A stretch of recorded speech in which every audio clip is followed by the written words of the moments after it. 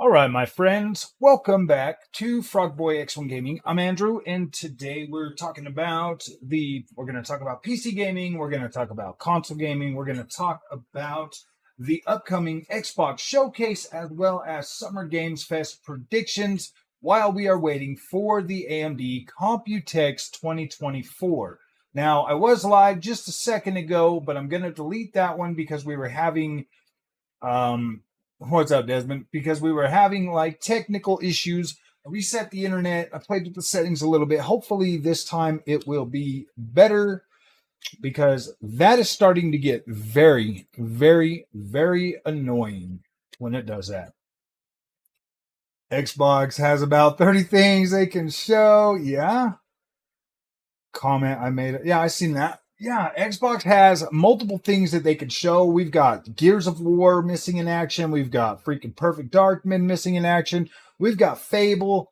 There are so many things, Everwild, like just tons of stuff that Xbox can 100% bring to the freaking showcase. On top of other third-party games that have yet to even be announced. And let's not forget Scalebound. Scalebound will be making an entrance this year on the freaking Xbox show. No, I'm just joking. What if Scalebound comes back, dude? LOL. No, and I don't want to hype it, but this is really the best time for it.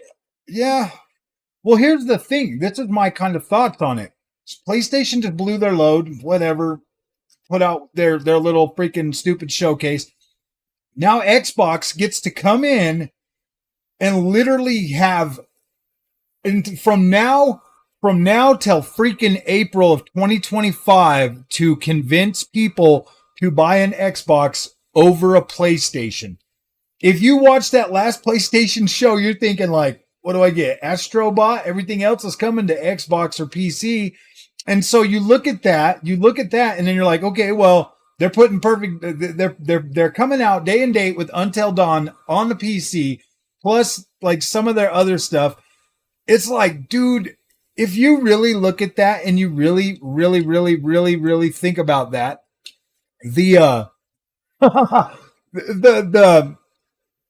that's like all that time between now and freaking April or March or April or June or whenever the freak that PlayStation finally has some first party AAA bangers that are coming out. You've got Call of Duty that no longer is marketed by PlayStation. So you're not going to be able to get none of them PlayStation 5 Call of Duty bundles. You'll be able to get an Xbox Call of Duty bundle now. Now they'll be able to bundle Call of Duty with Xboxes, but not with the PlayStation 5s. So that there's going to help push freaking Xbox. What else? I mean, dude, there's just so much. There's so much. Like, if Xbox screws this up, yeah, dude, if Xbox screws this up, man, I don't know what to say. I really don't know what to say. They've got Summer Game Fest. Then they have the Xbox Game Show, the showcase, which is over an hour and 90 minutes long, or what did they say? Yeah, it's a whole like this thing is long. I'm doing pretty good, Stanza 1. But if they mess this up, I don't know what to tell you guys, man. Like, I'm like, oh boy, what happens? Yeah, what's up? Some chicken wings? Yeah, I'll have a couple chicken wings. Okay, thank you. I will eat a couple of chicken wings. But yeah, dude, if Xbox messes this up, man, like I really don't know what to say. I mean, um, yeah, maybe we get more details on Blade, but I wouldn't expect like a whole bunch. Maybe I don't know. I don't know if I'd expect a whole bunch. I don't like it when they show them off that early. I'd rather them show them off, closer to them being done. Well, I feel like they've been working on Blade since Deathloop finished. They're that. Yeah, there's two different kinds. Ooh, yummy. I'm not sharing. I'm not sharing with you, dog. This better not just be an AI. Oh gosh, dude, that's the only thing that Nvidia showed was was a freaking AI thing, man. It was all AI. I really do hope they show off some new GPUs tonight. So I know.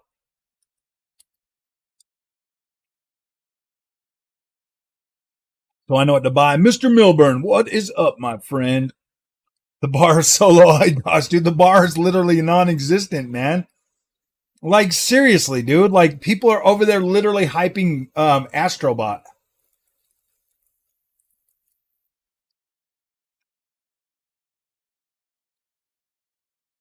I mean, don't get me wrong, man. Astrobot looks fun, but it's it's not a freaking system seller. Well, yeah, it is because it'll come with every system. Maybe that's their PS5 Pro launcher. 12 hours of Ghost? Nice. I played Hexen back in the day, dude. I didn't really care for it much. But if they do bring a new Hexen, that would be awesome.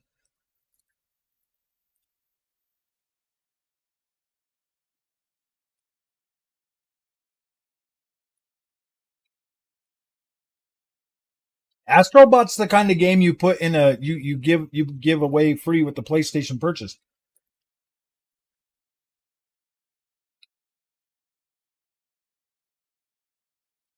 I can't believe they got rid of Sackboy for Astrobot though. Tell these developers pull another Mad Max game out. Yeah, for real. You know what, man? I bought Mad Max. I bought Mad Max on the PC. Freaking incredible, man. We are all sick of the DualSense features now. Oh yeah, dude. Well, I mean, we can blow in it.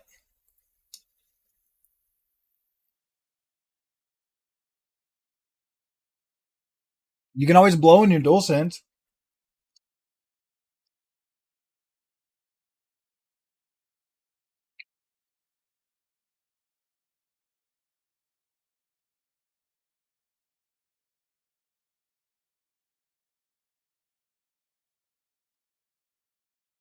I mean, I've pretty much given up on the fact that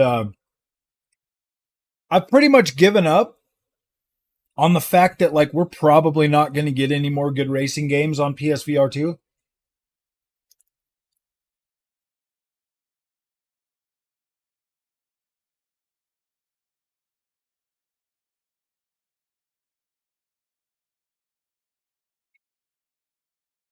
There's this new game that just launched on PC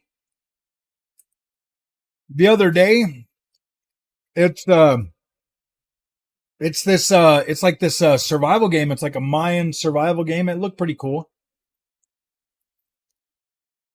I bought it and played it for like 10 minutes.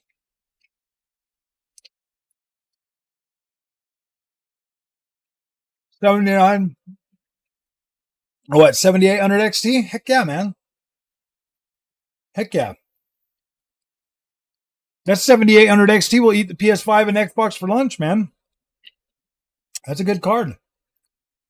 I loved mine. I love the one I had. Very good card. Very, very, very good card.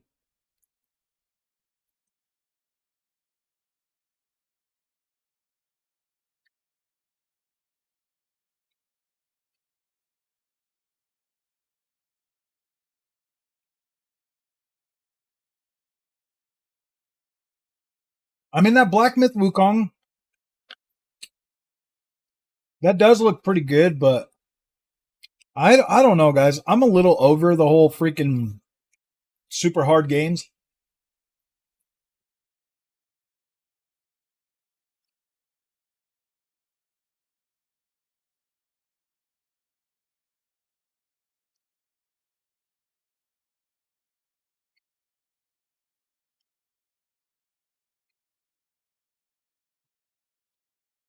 You know, guys, I'm not going to lie. I kind of wish I would have bought the 7900 XTX.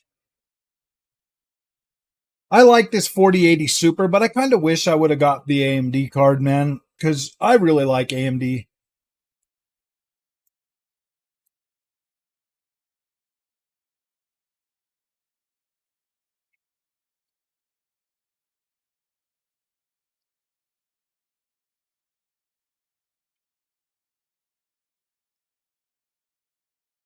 Spec 4K 30 on a what?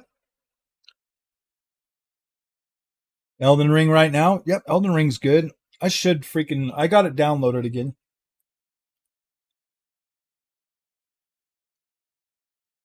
Yeah. I don't necessarily regret it. I just wish I would have.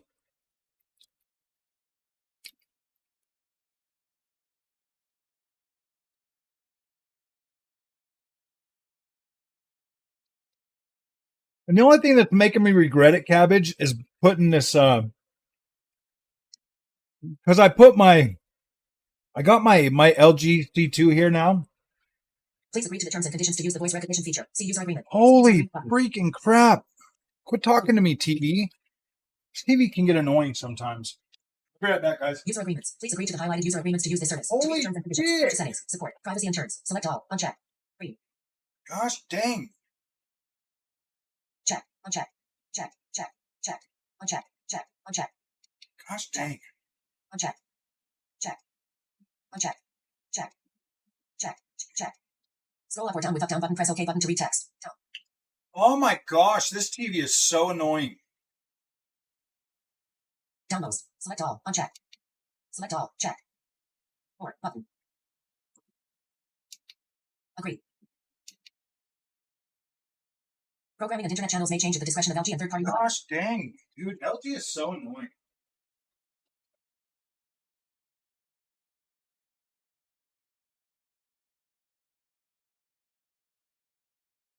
Xfinity, Salt Lake City, is automatically connected to control it with your Magic Remote.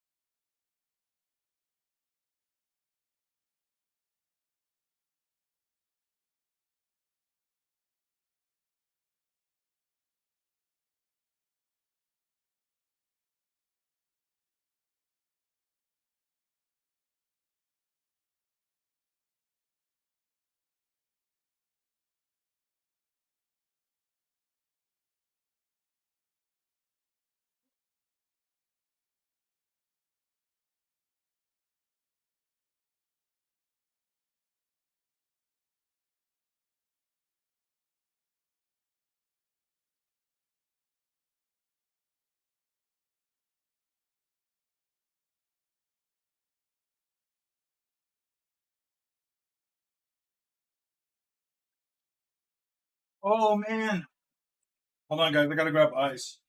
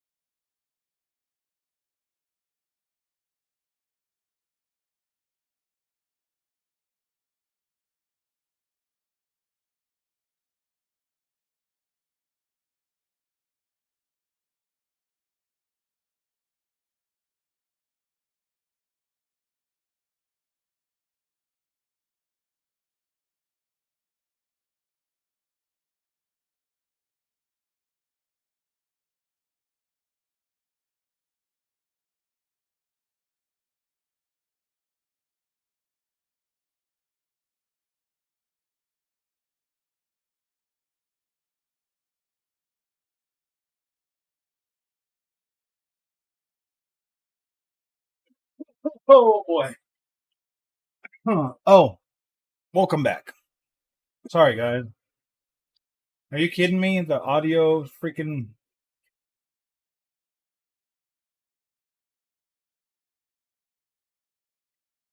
Now it's trying to say that the audio is bad. Let me know if you guys can hear something. Please tell me.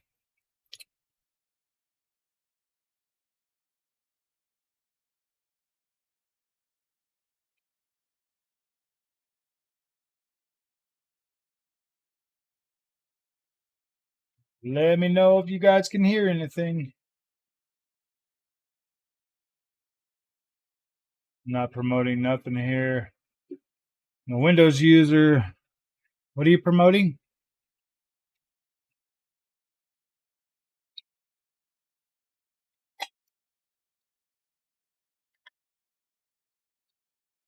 I hope you guys can hear it. This thing is trying to tell me that there's no bit rate for sound or anything. Okay. All right. That's all that matters is if you guys can hear me and I can hear you. Well, I can't really hear you. But I can read what you're saying.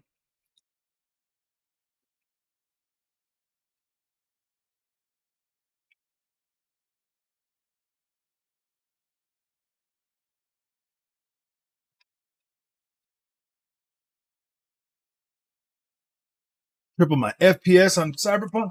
See, all right. So what I was saying was I wish that I would have got the 7900 XT X. And I only started feeling that way when I moved the LG C2 over here onto my desk so that I could use that as my main monitor. Hey, what's up, Master Shadow? Because now that I have this, I'm like, gosh dang, dude, because I love.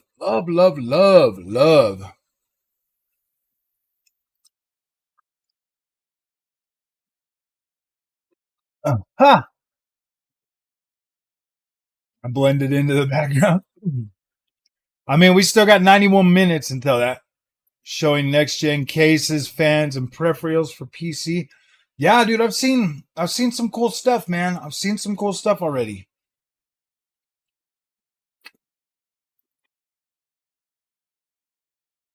I've seen some interesting stuff already. So I'm really hoping that we get more. I'm really hoping that we get more like a GPU news and stuff. I don't know, man. Nvidia didn't show any GPU related stuff, but who knows? I'm gonna buy. I think I'm gonna just get like a high refresh rate 1440p monitor for my sim racing setup, and just leave the LG right here because I kind of like the way this looks. I really like the way the LG C2 looks right here. And both my 7900 XT and the 4080 Super are doing pretty decent at 4K gaming.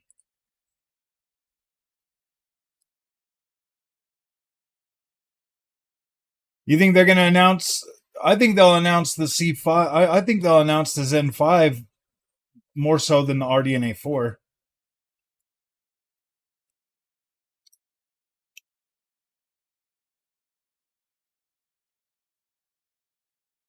I have a 7900 XT, bro. I've never had any of the freaking overheating or any of the.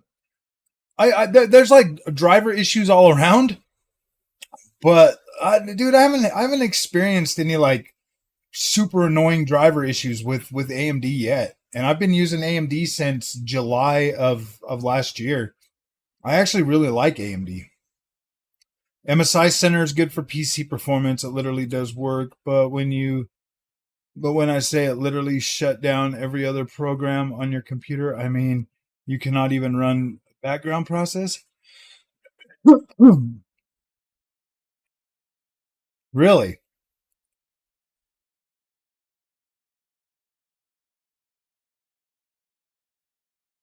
I don't know about that, Chaos. I like the way DLSS looks in some games. It's not perfect in everything. It's not perfect in everything. It does look okay a lot of the time, but it's not perfect all of the time, my friends. Wonder if we get any Active Blizz drops. Yeah, that would be interesting. 7900 GRE where it shuts off the PC. See, I've never had any of my AMD cards shut off the PC. I've never had anything like that happen. The only thing that's really been annoying lately is like Ghost of Tsushima. Ghost of Tsushima, if I start the game while using Afterburner, then it does not work. But if I it'll shut the game, it'll quit playing the game. But if I start the game first and then turn it on, then it's usually okay. But then sometimes it crashes in during while I'm playing either way. So yeah, I don't really That's like the only thing that I've really had a problem with.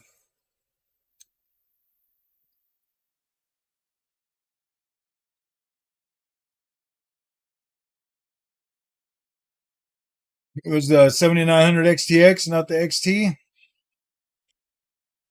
Man, I think that was when those cards first launched, though, Chaos. I mean, we're way past that now, buddy. Way past that. I mean, 4090s are still cooking freaking power plugs. What's going on tonight? Are they showing some GPUs off? I have no idea, Mr. Milburn. I'm hoping so. Like, that's the whole point of getting on here. Around graphics cards now. Those are exciting. I'm sorry, Jedi Knight, but they are pretty exciting. We're going to talk about the ultimate power.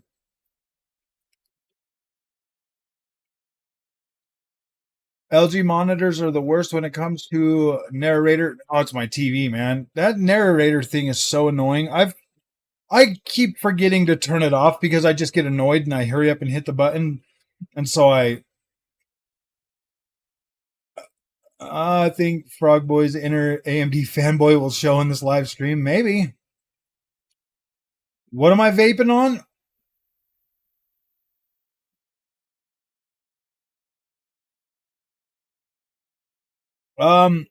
Right now I'm Cloud Nerds Watermelon Apple. Ready for the 9850X 3D. Gaming on Linux, Mint 21.3, using my 7800 XT, Last of Us Part 1. Nice, nice. Tornadoes in Alabama tonight. Tornadoes. There's going to be tornadoes.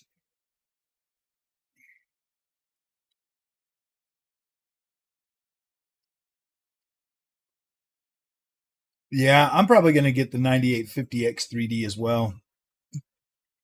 I'm going to have ultimate power.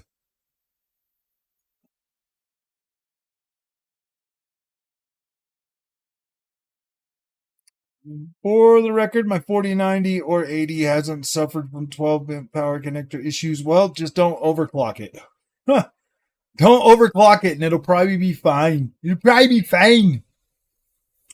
Don't have to hear about my little Pegasus adventures from the ponies this stream. I know. The little Peggies. The Peggies won't be coming.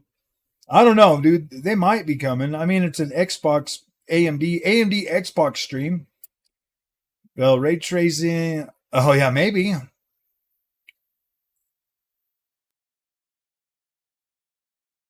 They seem to help NVIDIA a lot. Fire free cables. Oh, LOL. That would be interesting. 84 minutes. Gosh dang, dude. That's a long time. 4090's maxed out. But haven't you only had it for a couple of weeks, Tommy? Dang it, Tommy. Tommy's only had it for a couple of weeks. Really bad. Yeah, guys, it's really bad. Overclock, it burns out faster. That's what I've heard. That's what I've been hearing is I increased my monitor sharpness on my monitor that has a 6950 XT Frog. You could probably try it with your OLED. The details and textures are insane. Some games I like that sharp look. Some games I don't. Some games I prefer to not be sharpened. Some games I prefer softer. Some games I like to look sharp, but some I don't. Dude, I was sitting here today because I got the PS5 hooked back up. I got the Series X, and they're all hooked to the C2 now. So I've got them just kind of behind my monitors or whatever though. But I had them both hooked up, and I jumped on Horizon Forbidden West on the PS5, and I'm looking at that after just beating it on the PC, and I'm like, oh gosh, dude, it's so much better on the PC.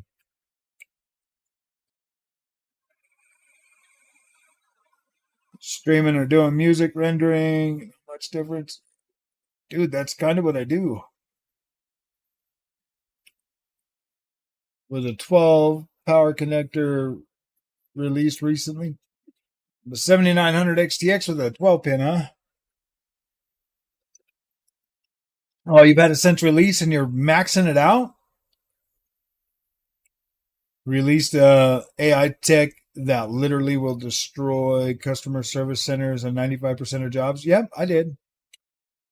All of them jobs are going to be gone, man. You guys better start learning how to turn a wrench. Better start learning how to turn a wrench, my friends, or you's going to not have a job. Could have gotten a 6950 XT for $599, but waited too long. Well, you'll be able to get a 7900 XT pretty soon for $599. Must look crazy on OLED. Just increased on my regular monitor playing Horizon. Oh yeah, dude, it looks insane.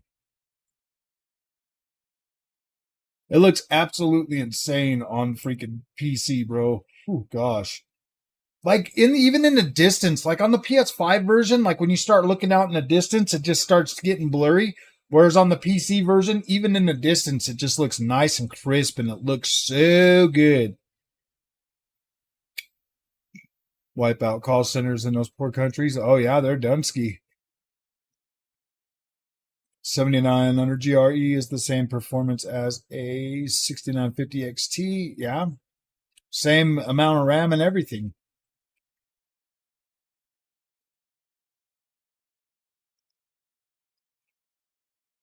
On the Chat GTP4, the one that sounds like a human. Yeah. I'm in the medical field. I always have victims. I mean, work. LOL.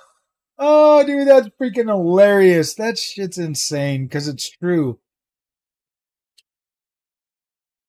Okay, scary stuff is like replacing interior designers. Well, I don't know, man. By the time they get everything replaced, dude, everything is going to be so messed up.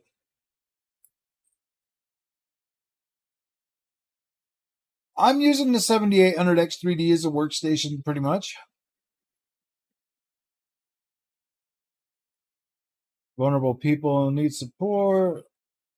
May ML stripping side job is safe at least. Oh gosh.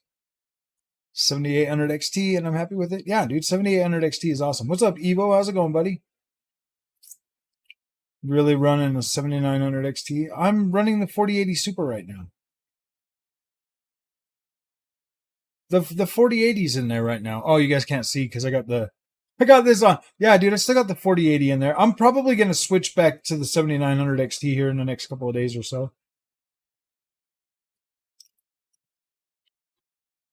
What can I say? I love me some AMD. I like AMD, man. I do. I think they're both incredible. I'm only getting, so at 4K, I'm getting about a 60-ish FPS. If I use quality DLSS and frame generation, I get about 60 frames per second at 4K with path tracing on a 4080 Super. If I put it on performance DLSS, then I get like 75.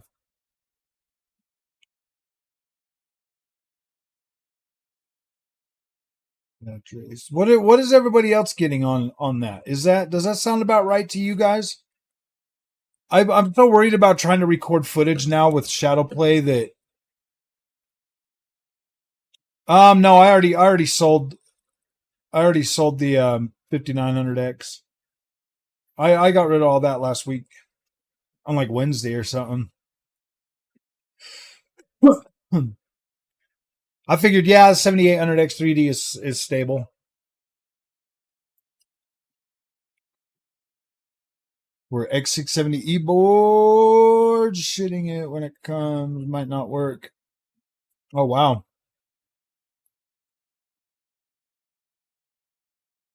I like to pick my stuff up over at RTX. Oh, shoot. I need to make sure we're going to have desktop audio.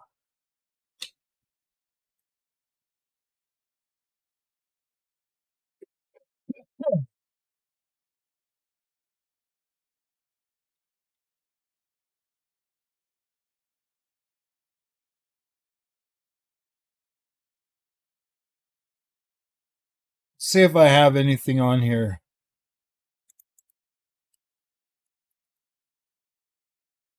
Gosh dang it. Hello, my friends. Welcome back.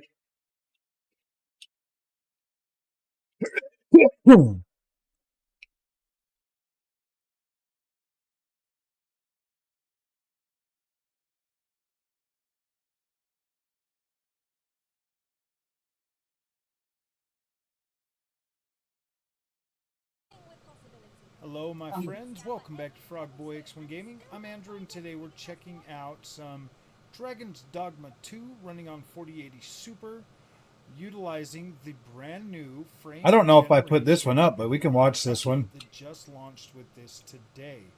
Now I'm getting a fairly weird experience just due to the fact that I am using Shadow Play, I believe. I just tried to do it with OBS, with Streamlabs OBS, and it didn't do anything. You know, in like 15 minutes. But it does seem to work with Shadow Play enabled, and yes, this is freaking awesome. So we're running at 1440p resolution with DLSS quality with frame generation. Will I be upset? No. Why would I be upset? This is a 7800X. You guys see this right here? How like it starts doing this like weird thing when I run into the city, like that right there, that damn frame thing, and then I run back this way and it messes it up again. Every time you go in and out this doorway, that's crazy. Once I get to that area, you guys could hear that, right?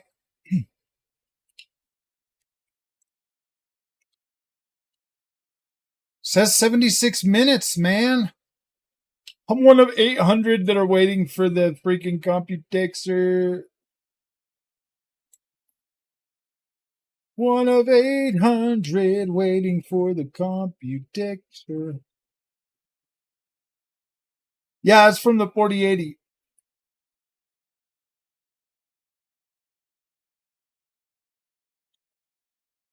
I don't know if there's I don't know.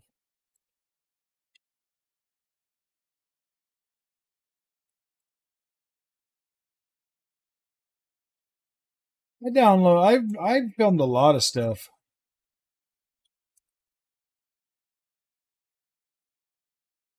Hello and welcome back to Frog Boy X1 Gaming. I'm Andrew, and today we're checking out some. I was gonna put this one up. Spoken, running on the 4080 Super, with the 7800 X3D. So if you guys like this content, don't forget to like and subscribe. Now, I wanted to make this video because I'm actually playing on my 4K OLED. Let you guys see some Forspoken. Put it in a different spot now.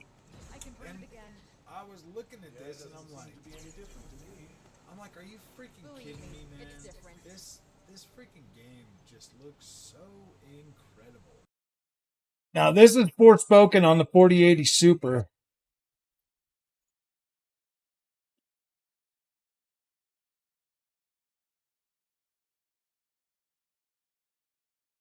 Sorry guys, I turned off the sound for it.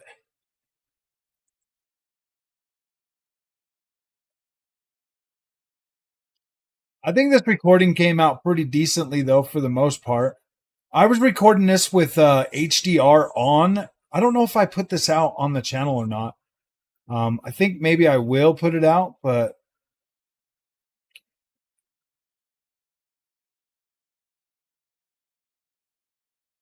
oh wait, I don't think I did because the footage looks juddery, but it really wasn't juddery while I was playing the game. I don't think like the game wasn't juddery when I was playing it, but boom.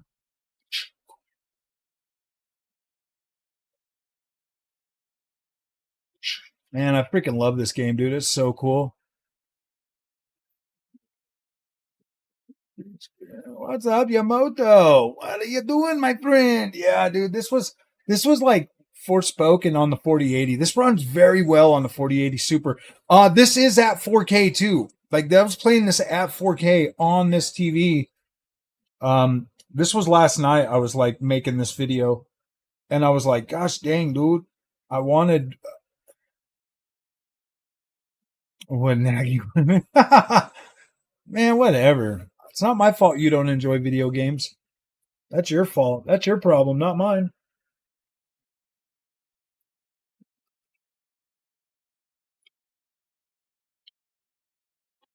Well, that's fine. Let me enjoy my laggy video games as long as I can.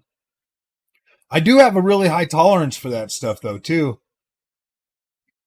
Run like crap with their own mind. I made it run like crap with my mind. Oh.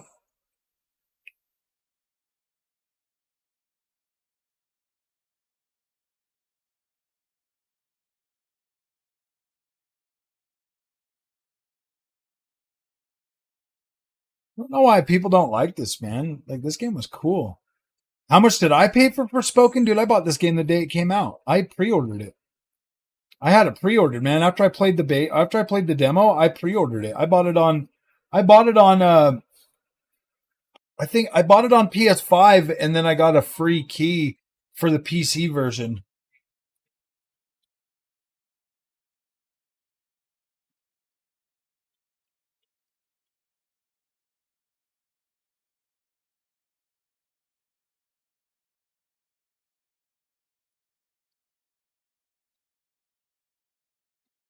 Yeah, a capture card might tax it less, but then I got to buy a whole nother freaking PC just to use it.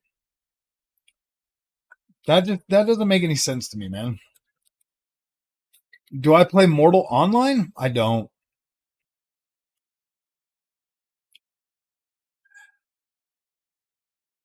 I think I might actually upload this video for you guys to have your very own. We are doing good, Mr. Panapan. We are doing good. I think I might actually upload this on the channel. Let you guys have this video to watch every day, so you guys can love Frey as much as I do. Frey's awesome.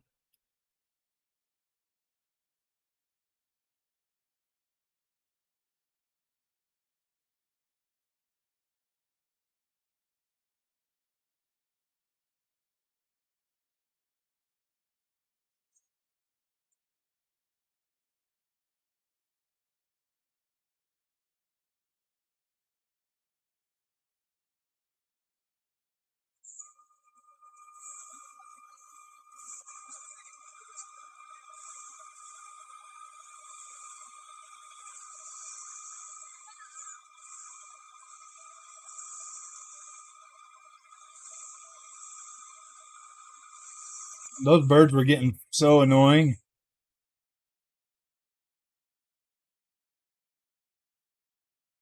No, you got to have a whole nother freaking PC to do that. Andrew, how long for a PC to view? I think it's like literally about 30 seconds to get from, like I'm starting to see the MSI sign, like the to where you could like get into BIOS, like within like 10, 15 seconds, and then another 20 seconds or so for to get into whatchamacallit, like into Windows and stuff. It's about as fast as my it's about as fast as the other one was now. AMD, maybe they're going to show off new graphics cards or CPUs tonight. Computex. I don't know. It sounds like everybody's like pretty excited about it, so I figured maybe we should check it out.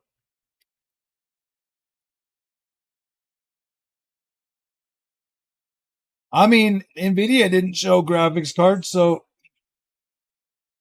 memory contact restore, it makes AM5 boot faster. I'm still looking into that, Met Prism. I've seen some stuff, like in Reddit and everybody talking about how it bricked their system and all kinds of other stuff. So I'm still like researching that. Like it's pretty quick booting up now. I don't really care.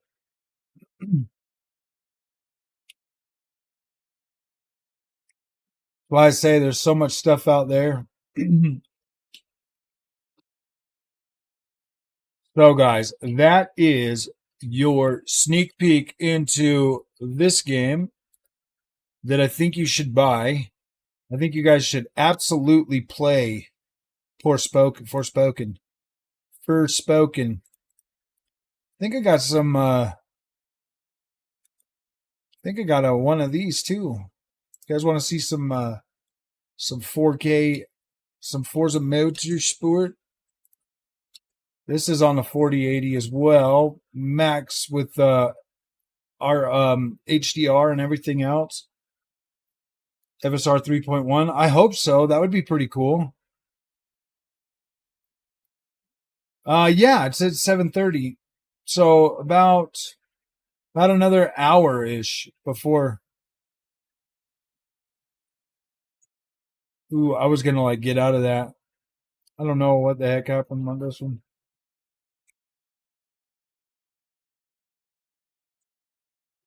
Dude! Oh yeah, I restarted this one. I was getting mad. I was getting so mad. 7800X 3D is for the next 10 years. I know. I know I'll end up getting a new CPU probably before the AM5 platform is finished. I will end up upgrading at least once. It just depends, man. Have you found you don't have the AMD card in as much? You have a better card. I fiend for my AMD card like every single day, Mr. Fanapants. I like the 4080 Super, but gosh, dude, I miss my AMD experience.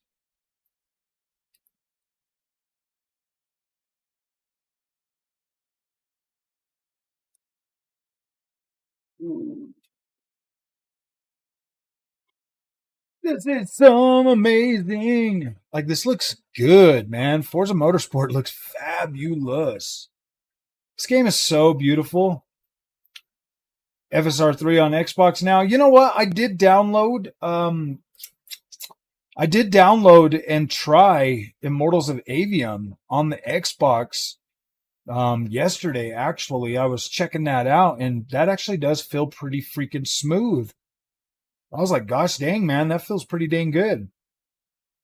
D800X 3D. Nice, nice. It's already laggy. You want to play fast. Consoles players, the chip.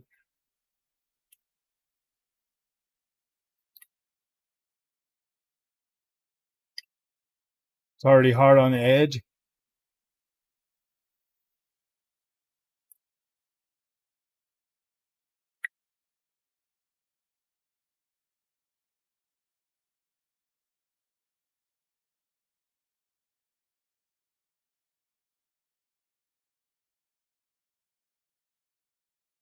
Don't have to do any RAM timings.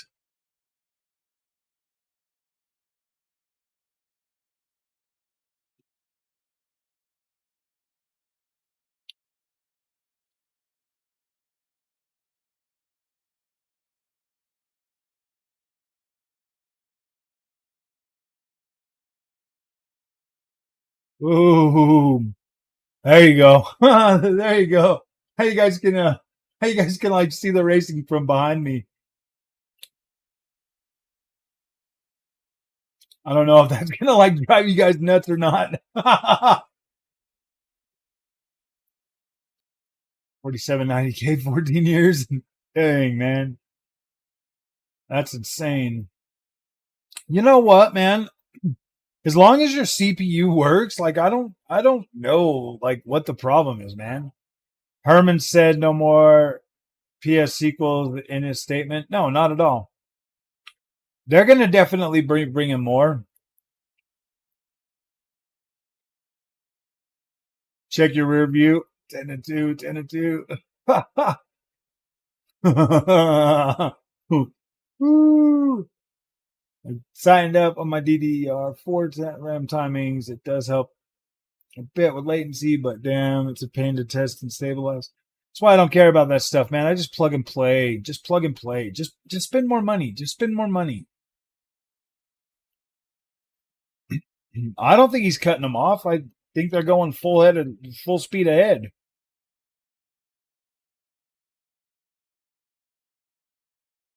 It shouldn't happen when it's stock settings, except some.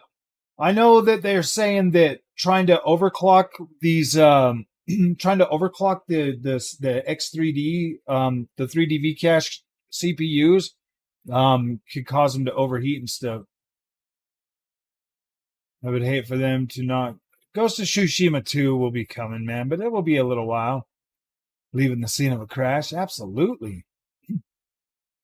Stay strong, ponies. Maybe next. I know. Don't worry, man. That super secret showcase is coming sooner or later. It'll be here. It'll be here.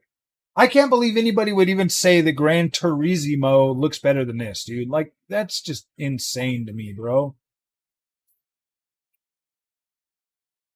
You run slow on my PC. It's as simple as lowering the settings, which most PC gamers somehow suddenly forgot. Yeah.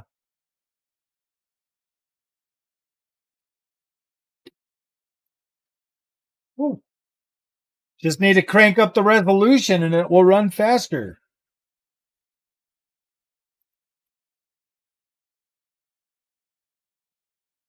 That's actually kind of cool, man. I might just leave this thing running in the background all the time. Every time I do a video, man, from now on it'll just be Forza Motorsport running through the Nordschleife. Because that actually kind of looks cool, man. What do you guys think? Yes, yes, no, no. I think that looks kind of freaking sweet, man. This is like one of my favorite tracks is the Nordschleife. Dang, man, I was only getting 60 through here. This is max settings at freaking 4K with all the ray tracing enabled and everything. Yeah, it starts up a lot faster now.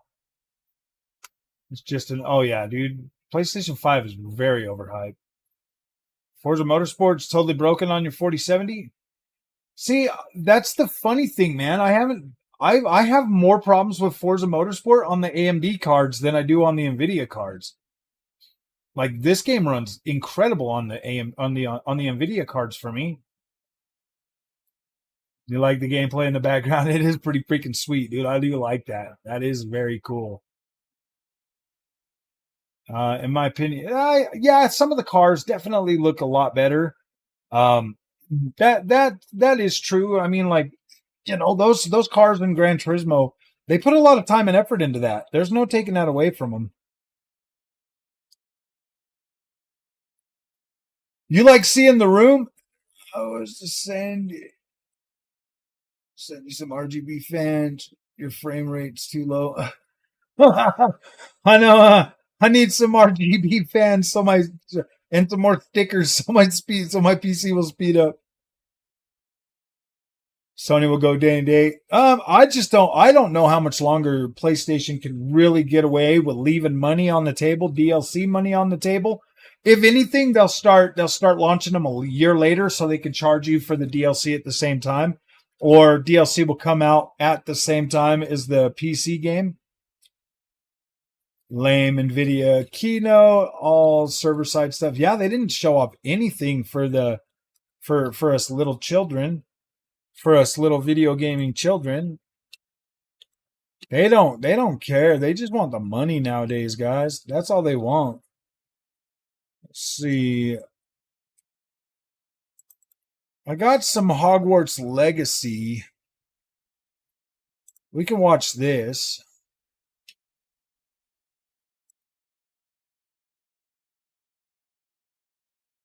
Oh, never mind. That is not a full-on video. That's just I don't know. That's one that just said, "Yeah, we'll record that."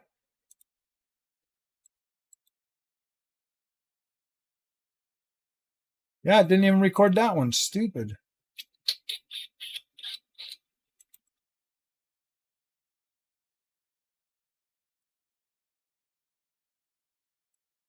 We got some first Descendant.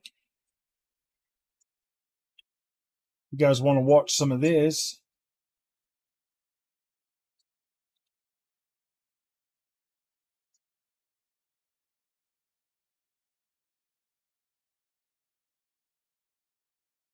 The first Descendant.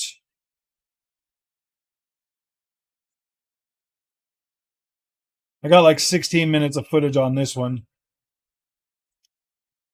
How long? I don't think they're going to be able to go much longer. This year, it's really too soon. Yeah, I think I honestly think that we could get away with GPUs coming out every 4 years. Trash since AI kicked off for them. Robotics party. Yeah. It was impressive but concerning. My Sunday's been pretty good, Mr. Morales. It's been pretty good. Just been sitting here playing games most of the day, and then I just like, I want to go live and hang out with everybody.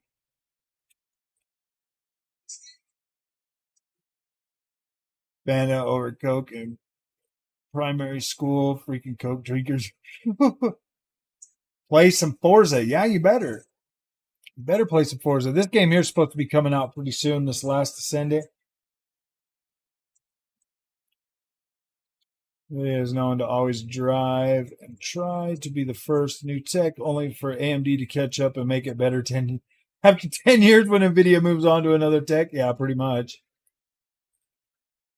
It's almost like AMD's always got to pick up the pieces for NVIDIA, dude. Like NVIDIA like pioneers the tech, but then AMD's got to come along and make it usable for everybody, which is like interesting. Yeah, I think they're moving away from it too, man. There's a lot of all the stuff they were showing off was pretty dang impressive for them AI farms, though.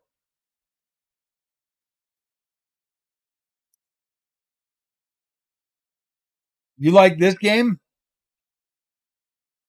This First Descendant? This kind of reminds me of Anthem and Destiny. It's like a third person Destiny Anthem, bro. You know you got Bunny.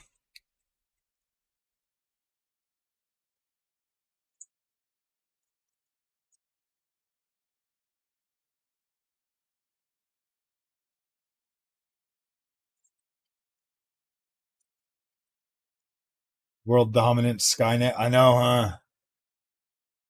It's going mad. He can see beasties in the dark.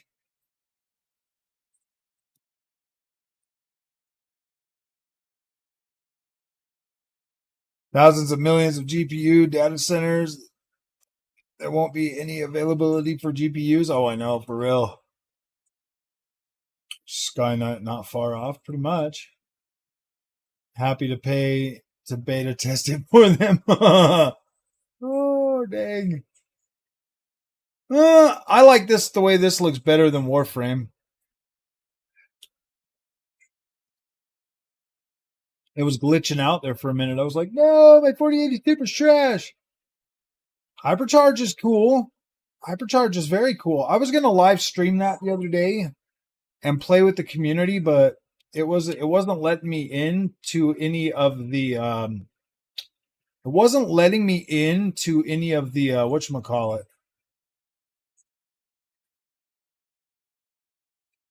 Sorry guys, I gotta hit you with an ad so that I can pay the bills. I gotta start doing that like all the other guys do. Sorry, I gotta hit you with an ad so I can pay the bills. But yeah, this stuff is expensive to keep buying it, man. But I feel like if I don't keep trying this stuff, then I don't. I don't know. I kind of feel like it's good for me to do that. I think I was recording this at 1440p. That's why it looks a little bit soft, guys. This game looks way better. Trying to get the 5090 on launch to get in there before the scalpers. Got lucky with my 4090 at launch. I don't know if I would even try to buy one. This game is pretty cool, man. Like this feels good to play. Like the shooting and everything feels pretty dang good on this. Specials and stuff like that seem pretty cool. Indian call center workers must be sweating after a video. I know. They're like, oh my gosh, oh my gosh. I'm on YouTube Premium. Oh yeah, yeah. I mean, you can buy YouTube Premium, my friends. I have YouTube Premium. I like to listen to like stuff when I'm working because I'm not a big music guy. I don't really care. I don't really care to listen to music. It's too distracting for me. So I just like to listen to people talk while I'm working because I pretty much work alone. Who makes this game? I believe it is a Korean. I think it's a Korean company. I don't remember which one though, but I think these guys are Korean. They're like South Korean or something.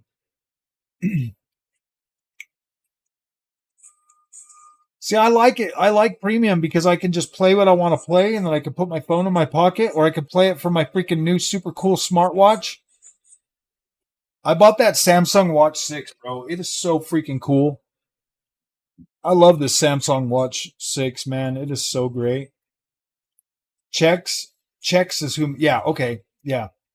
I mean, you just have to look at it. I just don't have Steam pulled up right now, but this game looks pretty freaking cool. Like, it's pretty cool.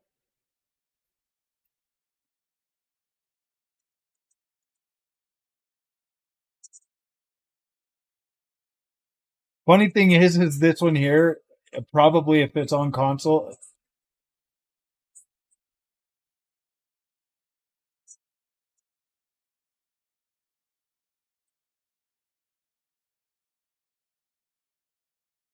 I don't think Astrobot's a stupid mascot.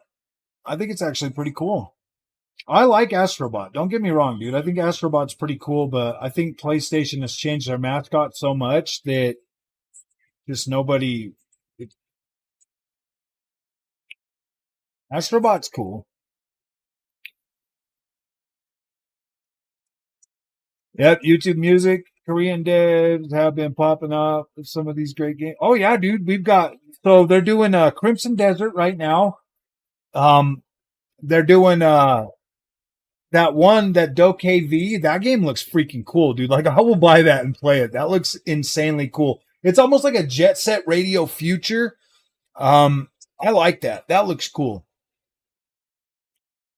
Xbox bought all their mascots. They sure did. Xbox bought them all, huh? Oh, dude, they bought Spyro the Dragon. I'm wanting AMD APU technology to become powerful like 7800X3D CPU power with the 79. Oh, yeah, dude, that would be insane, though. Yeah, that would be so insane. If they could, I mean, eventually, obviously, it'll be like that, and you'll be able to have that on your phone, but man, that's going to be a long time.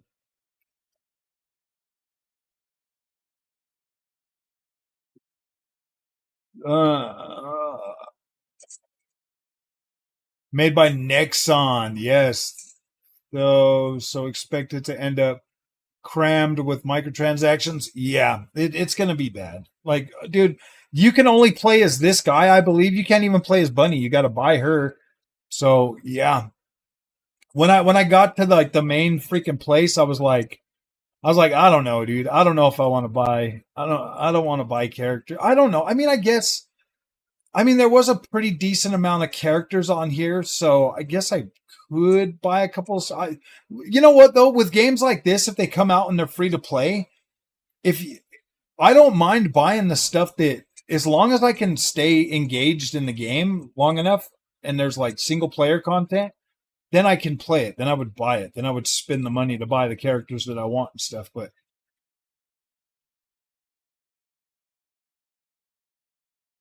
I'm doing the C8 Challenge races in Forza Motorsport as we speak. Nice, nice.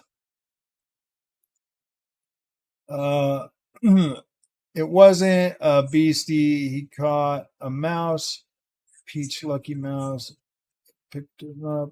Picked him up. Sweetens for him. What the heck does that mean? Black Myth Wukong. Yeah, that's coming out pretty soon on everything. I'll give you one gen LOL. Liza P and Stellar Blade are from Korean studios. I think yeah, Liza P is Nixon too, I believe. Stellar Blade is, I just don't care for Stellar Blade, dude. I'm not paying $70 for the way that looks on PS5. If it was on PC, I would have bought it, but I'm not spending. I'm not spending $70 on that freaking PS5 stuff, guys. I'm sorry, man. Like, I'm not buying that game for $70 on PS5. I'll pay for it on PC. If it comes to PC, I'll buy it, but I'm not buying that on the freaking PS5.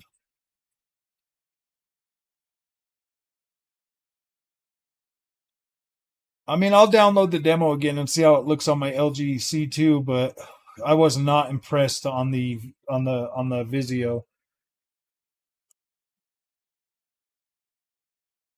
As get all the men. Because they don't get any. Oh, NeoWiz. Oh yeah, that's right, NeoWiz. I thought it was Nexon. No, yeah, you're right, NeoWiz. Sorry, these are all new studios to me, man. Like I've played some of their stuff, but not a lot of it.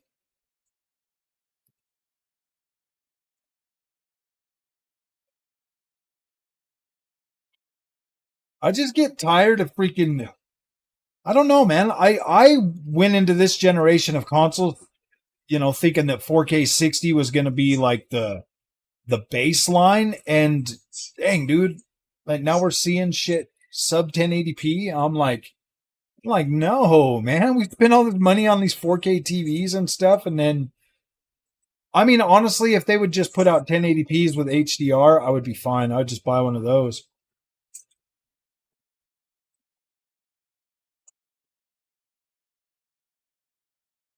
C5.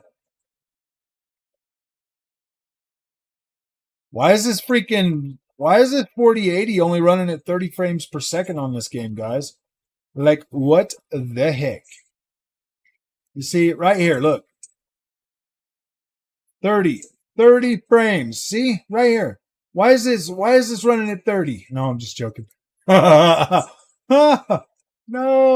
don't do it, frog. Consoles so much cheaper when you're at least 3K. Yeah, dude, you spend all that money on a freaking OLED TV, you might as well just buy a PC, dude, and get a freaking and get an IPS monitor, honestly. I'm keeping my Xbox 100% for my backward compatibility, and then I beat Bloodborne, I beat Dark Souls 3. I'm playing Elden Ring. Obviously, I like Elden Ring, and I like the From Software ones the most, just because those ones feel a lot better for me. But I'm not opposed. I'm not opposed to playing. I'm not opposed to playing those type of games. I just Daniel owns thing. I know. 30. See, 30.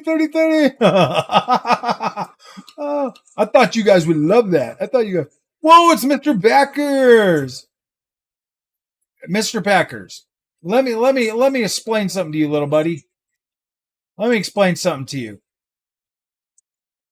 Xbox, PC, they are the same. Do you want to know how you can tell that they are the same, Mr. Packers? Like, let me tell you this. Let me get a little closer. Come here. So, Xbox and PC are the same thing. Sad face. I can pick. Sad face. Get it with deep space. OLED monitor. Packers. Dang. Packers. Quit being poor and go buy a PC, dude. Quit being poor and go buy a PC.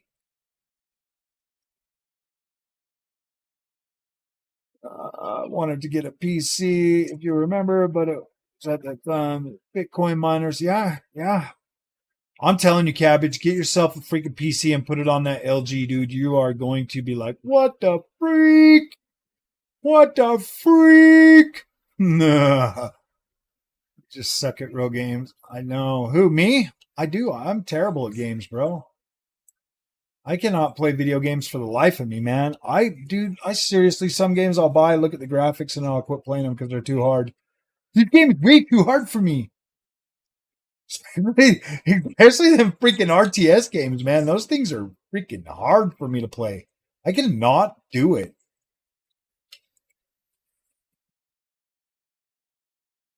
He plays Xbox in the closet. He probably does, bro. He's sitting in the closet right now playing his Xbox crying. He's like, I wish PlayStation had some games for me to play. Come on, Xbox, put some more of your games on there for me to play. Get an NVIDIA card to make Frog sad. Why, dude? I got an NVIDIA card. That's what we're using right now is a 4080 Super.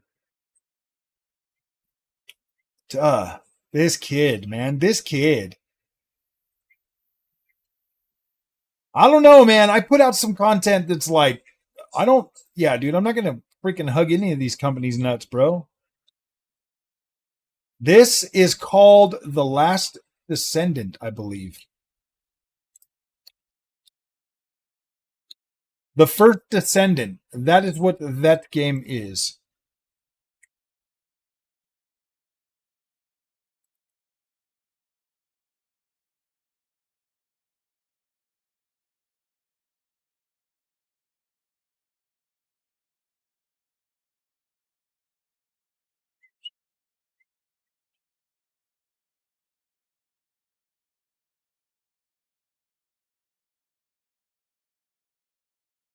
I don't remember what this is, but we'll check it out.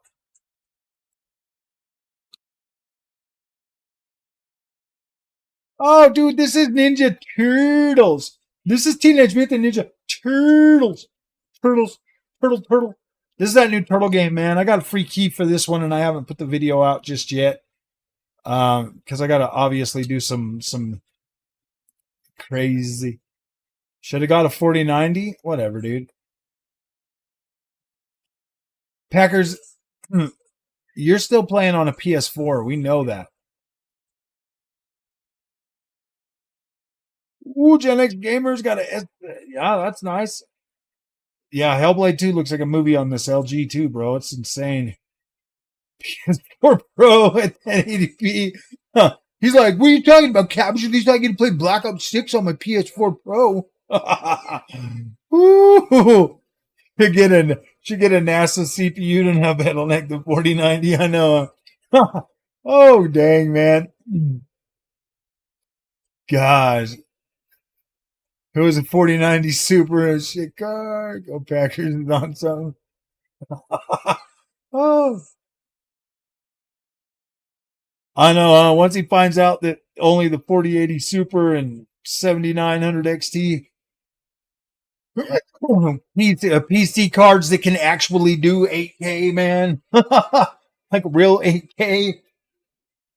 Not on everything, but they can definitely do real 8K, man. It's crazy.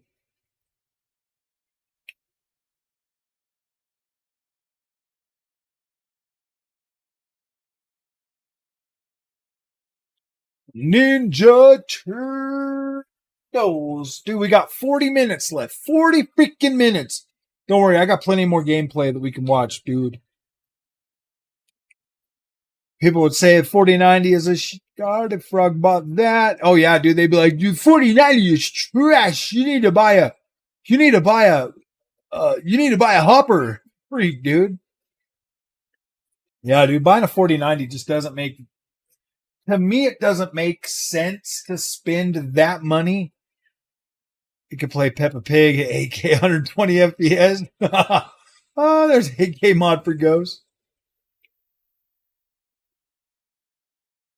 You don't even need an 8K mod if you're playing on, dude. If you're playing on an AMD card, bro, you can put it on 8K. You don't need a mod. On the NVIDIA cards, on DSR or whatever, DLSR. For me, it's not letting me go past like a certain amount.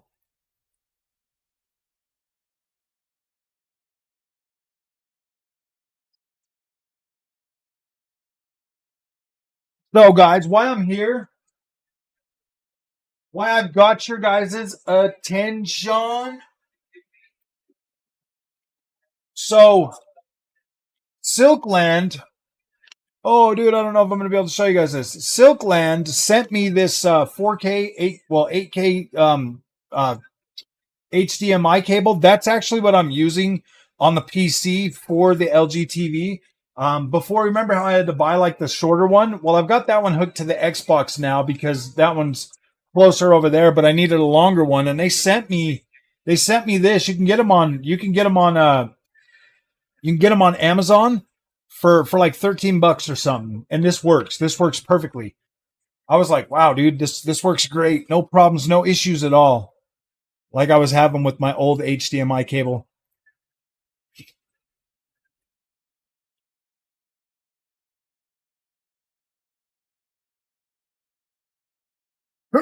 I spent like $40 for that other HDMI cable, guys. So I'm gonna do a video on this one right here. I gotta do this. I was supposed to make this a while ago, but I hadn't been able to do that. But I'll make sure that you guys get. I'll make sure you guys get a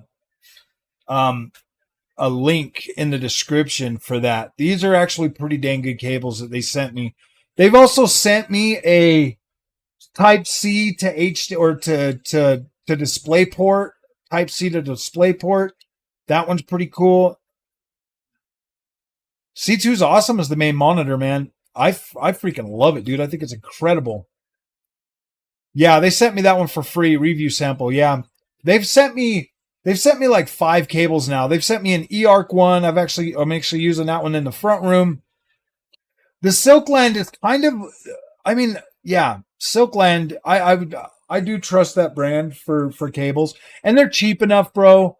I mean, obviously this one's working on the 4K OLED with the 4080 Super, and this is an 8K rated cable, so it will do 8K at 30 frames per second, and then 4K up to 240 frames a second or something. So you can use this on a high refresh rate. But HDMI 2.1 only goes it's like 48 gigs of bandwidth or something.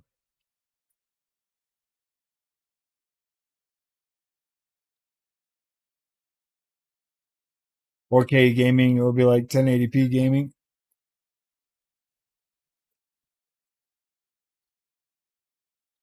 I am a little bit excited for 8K, to tell you the truth now at this point. Like, I am starting to like come around to it. I only buy Samsung TVs. Well, I only buy LG and Vizio. The LG is this is the first TV I've ever bought that I've like, dude, this is a premium experience.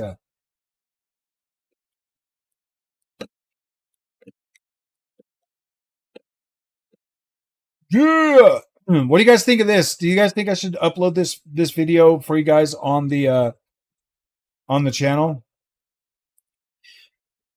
Series 5 and a 7. Hey, what's up, TR man? How is it going?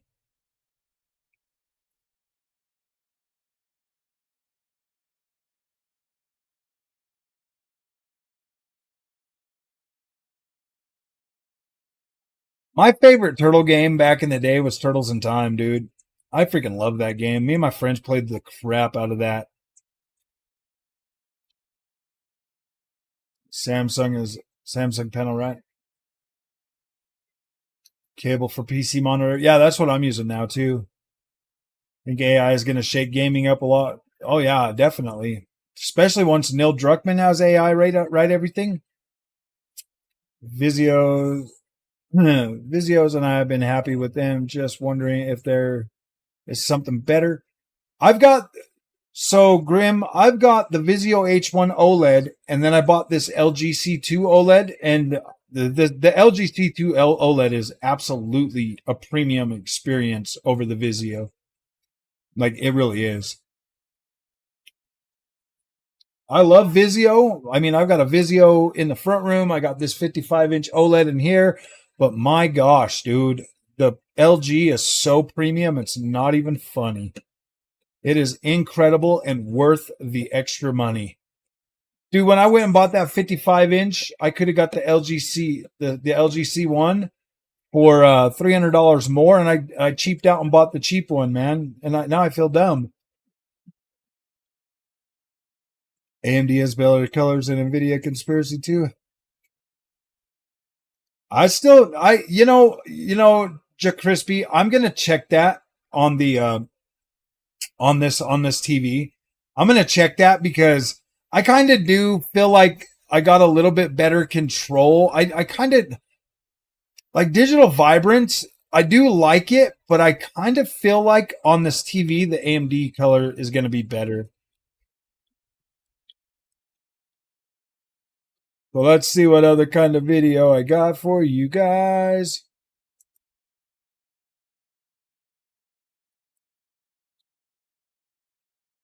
Tainted Grail.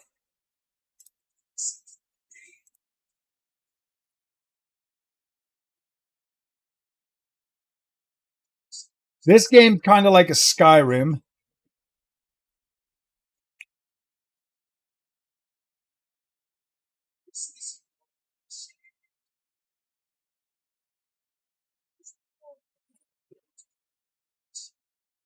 Getting a Vizio that literally supported both HDR10 and Dolby Vision. Yes, yes.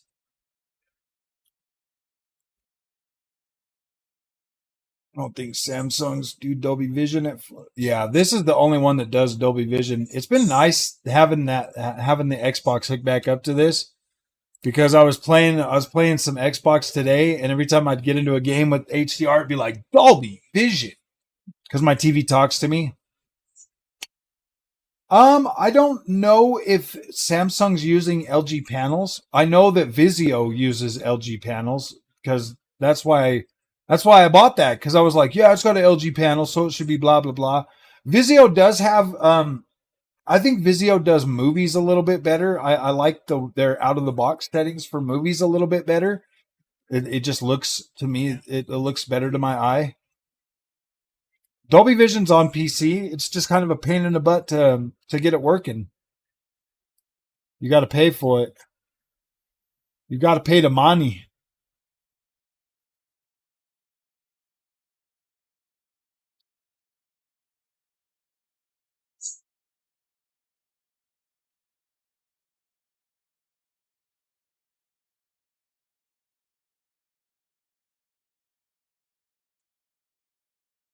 Bling.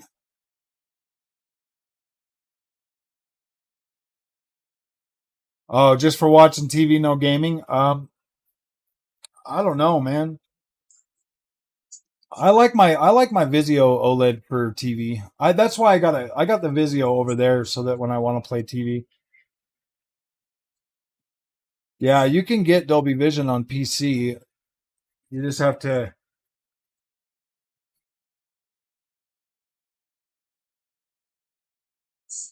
There's only certain games that support it. The games on PC are going to have to be licensed for it.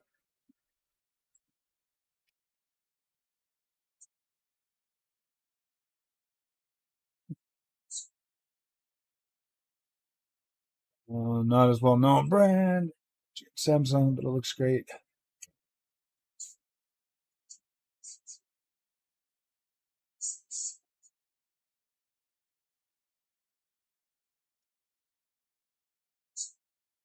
This is that new Tainted Grail. It just got an update, and they I got review key for this game.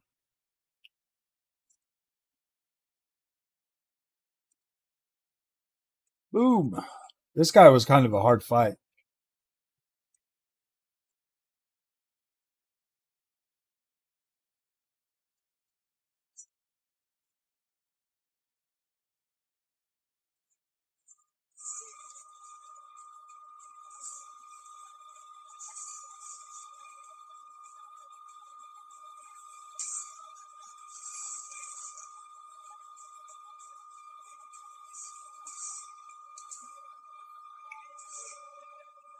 ViewSonic monitor.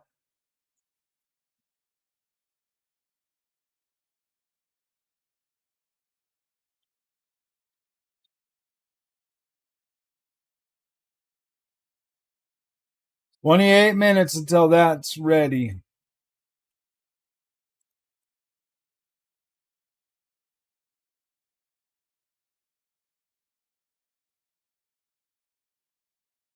So, guys,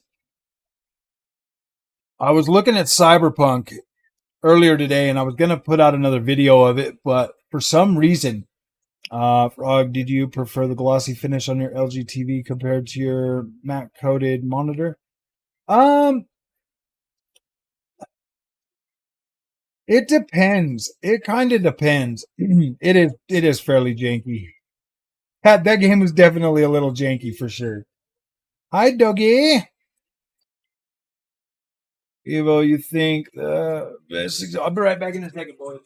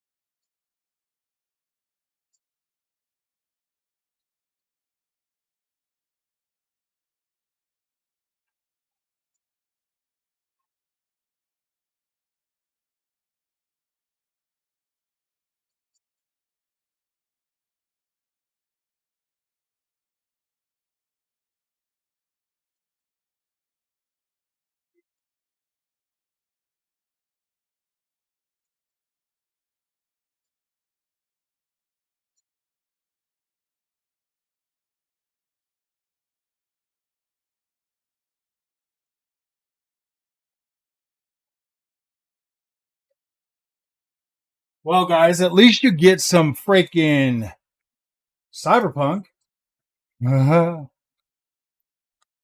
Sorry, guys. I had to go grab me. I'm not cooking a steak tonight, so I just had like a few wings, and now I'm going to eat some pepperoni. Some pepperoni.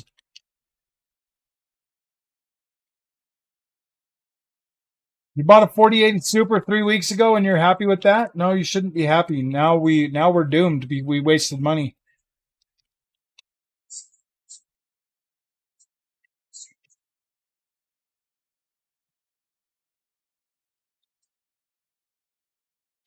Oh, that was the C5 video.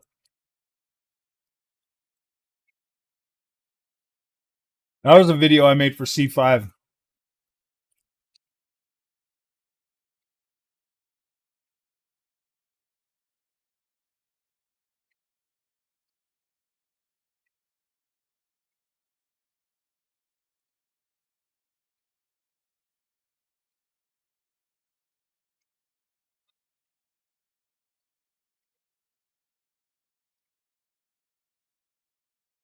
This here is on 7900 XT.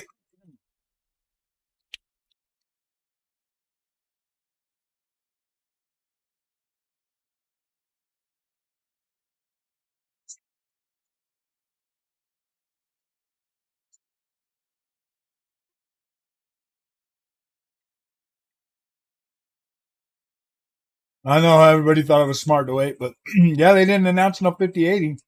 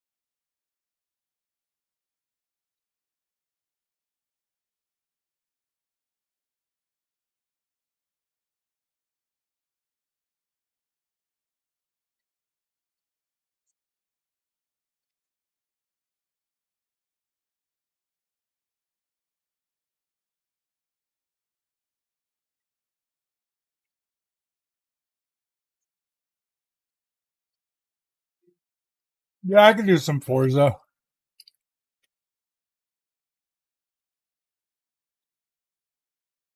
think I got. Oh, I thought I had Forza on.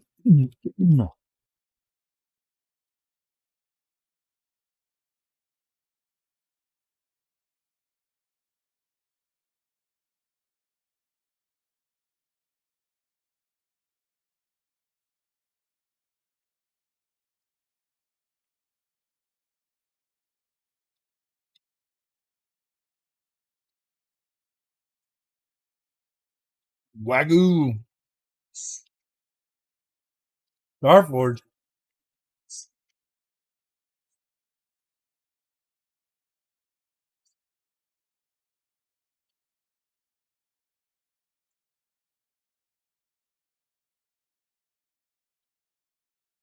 $800 for your monitor.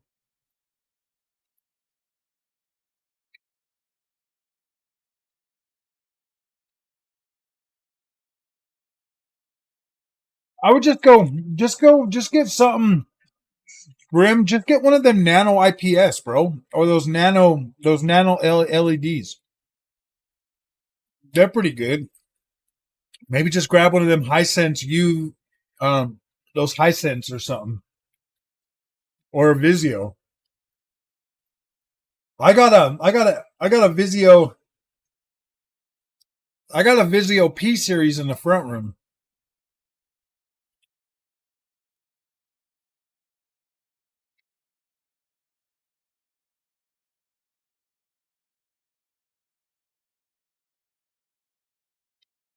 Forza Horizon 6 will get a teaser. That would be awesome.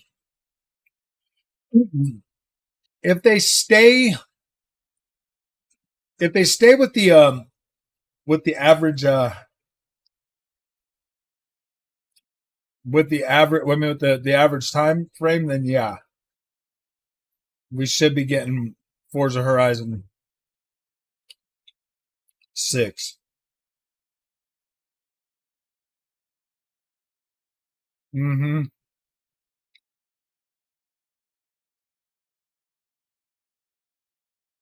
I'm actually looking at getting one of MSI's new monitors. Like an MSI, what's it called? Like the MSI freaking, one of their OLEDs. Black Ops 6 being a DLC. How did we find out it's a DLC?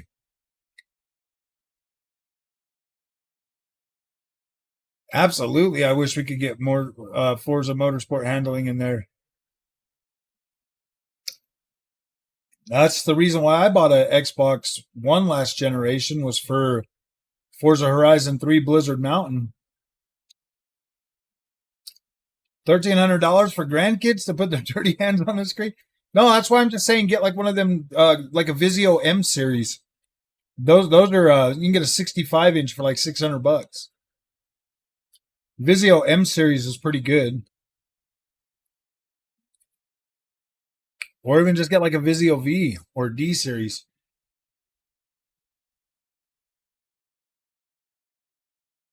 Ooh, 20 minutes, guys. What was announced today?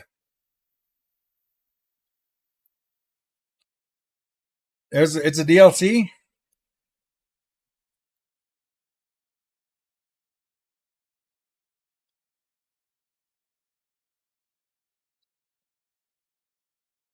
You'll need COD HQ? Who cares? Why would that matter? We already had COD HQ with Modern Warfare 3.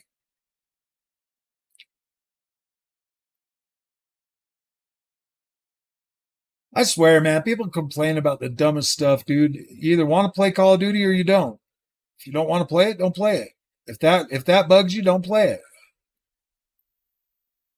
It was BattleNet, yeah. They used to have BattleNet. I feel way more immersed. I've tried it a little bit, Martin. 23 Kings. I'm actually thinking about getting an ultra wide for my sim setup. Now that I've come to realize that I have to remove the screen holder off my rig and get a wall mount for it, I think I might just go widescreen for it, to be completely honest with you. I just want something for the sim racing setup that's gonna be like less in the way. I hope they make everyone have a Microsoft account. Oh.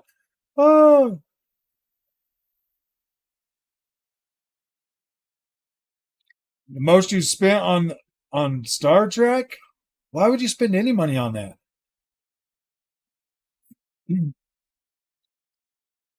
That's why I don't buy a whole bunch of that stuff on online games, man. I just don't. I don't care about that. Destiny kind of ruined me for wanting to pay extra money for stuff. All the money I invested in Destiny and Destiny 2, and then they cut all that content out. I was like, no, I don't care about this. I don't care about this no more. I quit playing Destiny just because of that reason alone. They started cutting content that I paid for. I was like, nope, I ain't playing this no more. I do not have the time to sit and grind this shit right when it comes out because I like to play other games. And when they started cutting out content that I paid for, I was done with Destiny. But I'm not going to complain about it. Like I bought what I bought and they cut it out and I just quit. Yeah, dude. I'm not going to sit and complain about it. I just don't. I'm a lot more careful with the money I spend on stuff now.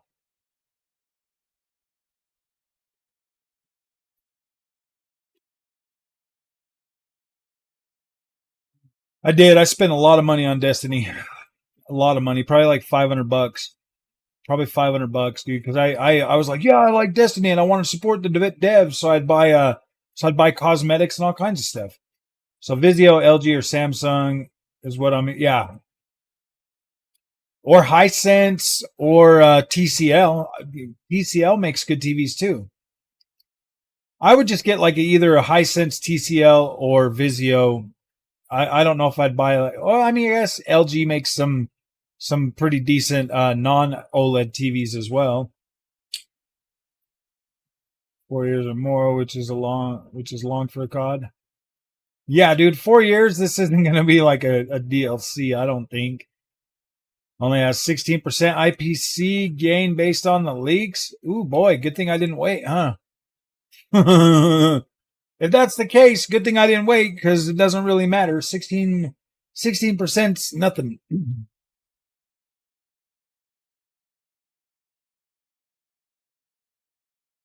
Yep, Destiny and Destiny 2 were my Genshin Impact. Actually, my Genshin Impact was Black Desert Online. I spent more on Black Desert Online than I have any other game ever made.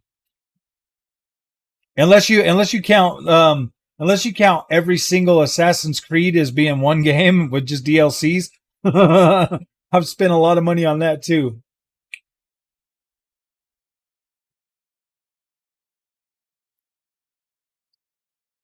Yeah, COD HQ is already there, bro. I guess Sony just came to inflate. Yeah, it just came to inflate engagement numbers. Oh, dude.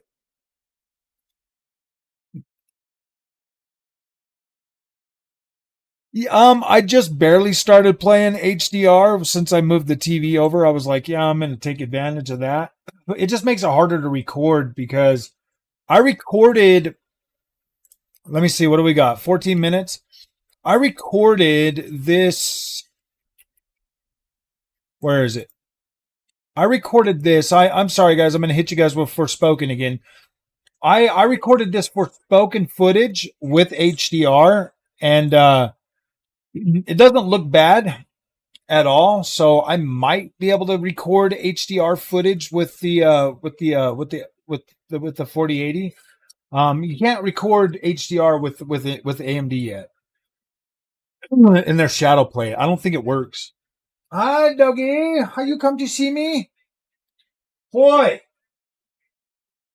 Junior. Boy, go get Junior. Go get him. Go get him. Go tell him his dad needs him. Go tell him. Go tell him. You go tell him. Junior. Tracy!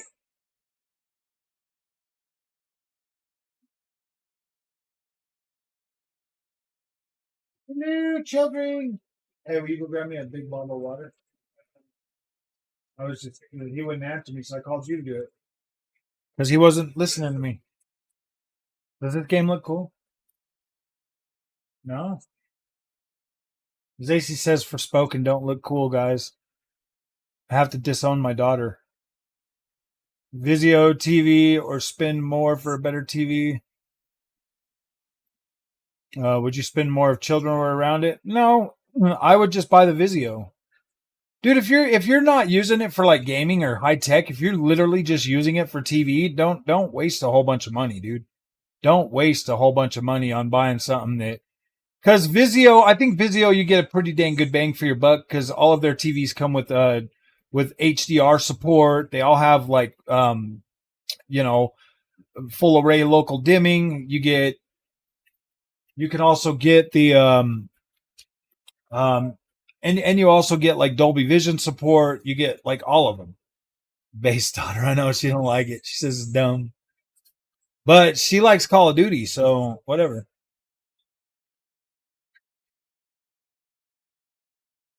I see. I like HDR. Most people are worried about the highlights and stuff. Me personally, I like the color gamut more. What kind of dog? She's a husky chihuahua. A chihuahua husky. A husky chihuahua. She's like half husky, half chihuahua. You use it for Xbox in particular, get an LG or OLED. When's this AMD show? In about 11 minutes. Oh, my daughter's correct. She likes this game. It's cool. You don't like this one? Why? What YouTuber told you it was bad? You don't think this looks cool at all?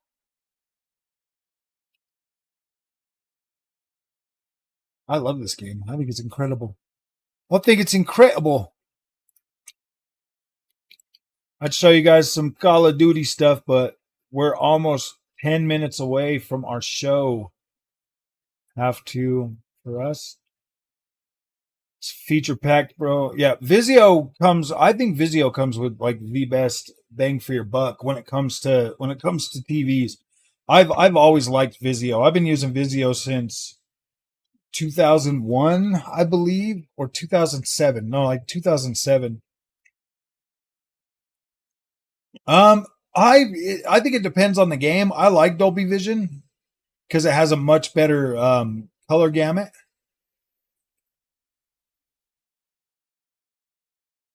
You probably just didn't have a good enough TV for it. I started using it on the Vizio H1 OLED, and it looked pretty good on there.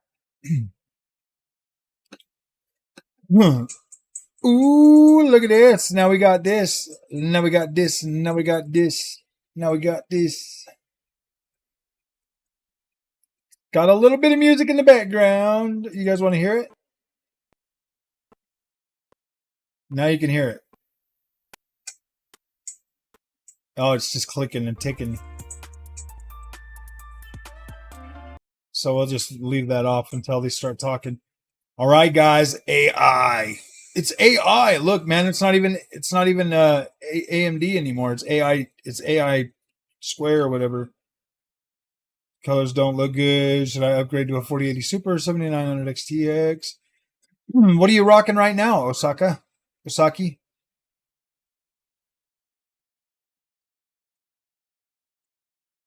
Bad for games. I don't know. I like bright, vibrant colors though, dude. Supported Dolby Vision. Yeah, I think it does too. Vizio now, and was just wondering if we should switch things up. I don't think you should. Just stay with Vizio. You don't need to spend $1,500 for a TV, man, if it's just for kids and it's light movie watching. I wouldn't worry too much about it. I would just stick with Vizio. If you're happy with the quality of Vizio, just stick with them. I like Vizio. I would buy more Vizio. My TV in the front room, if my TV in the living room goes out, we'd probably just get another P series or something. Because my wife likes to fall asleep with the TV on, so we wouldn't buy OLED for out there.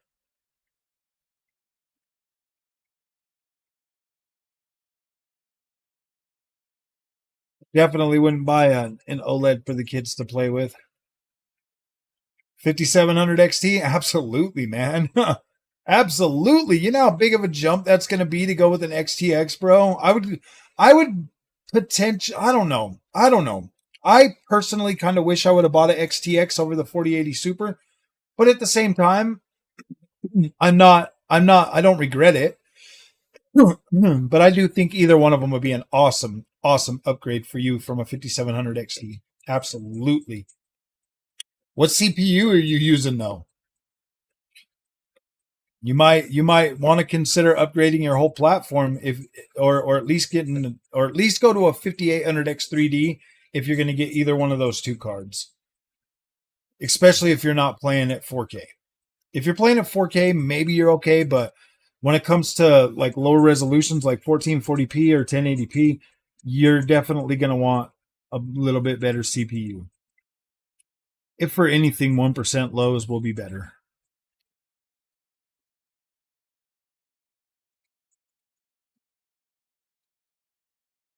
Hisense and TLC, absolutely. I think they are all very good bang for your buck. Yeah, multi-performant televisions. If you just want to save some money, just get one of those entry-level freaking Roku TV type bills, man. I think TCL has Roku. I don't know about, I think SmartCast is Vizio. And then you have, gosh, I don't know what Hisense has. I used to follow TVs pretty fairly closely, but now I just don't care. I don't care about them anymore. I like my OLED, and there's no going back from OLED for me. Once I went OLED, there's no going back. I like the deep inky blacks and beautiful vibrant colors.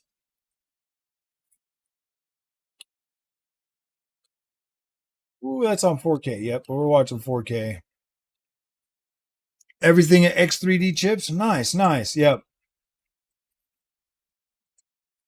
Yeah, I just barely upgraded to 7800X 3D from 5900X. And I would say the biggest gain has been 1% lows are significantly better.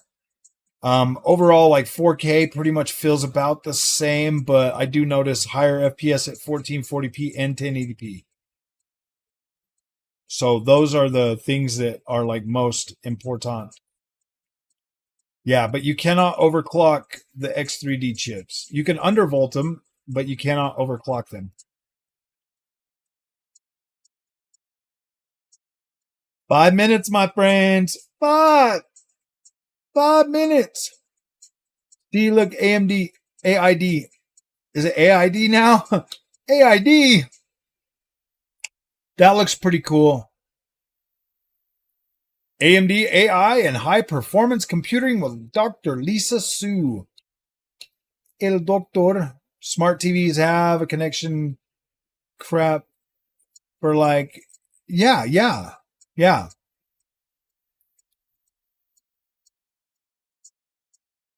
Yeah, smart TVs.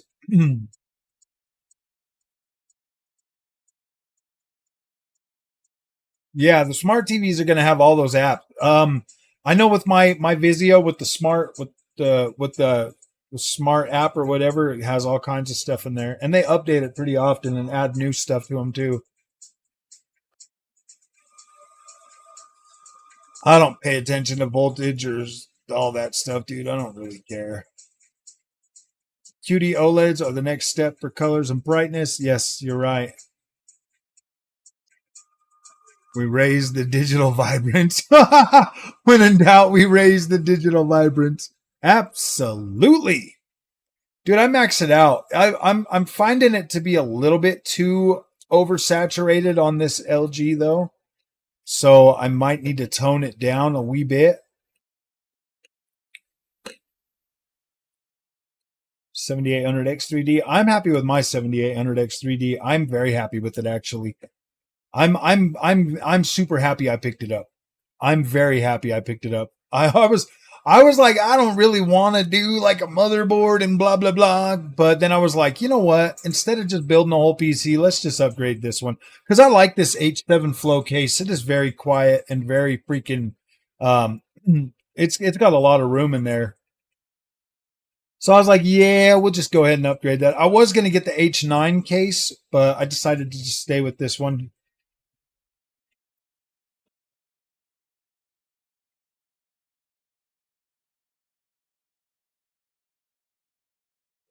Slap a good cooler in there. It'll probably clock higher because of the.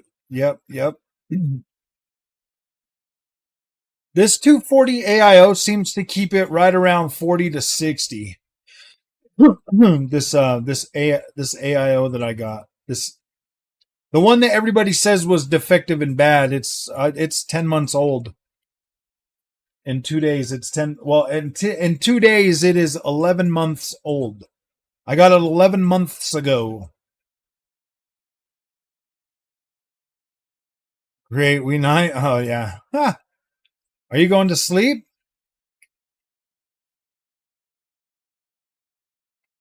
It's only 7:30 for me, man. I will probably get to stay up for a while. I was going to stream to Twitter too, but I decided not to. Twitter doesn't get a part of this tonight. Little Twitterites.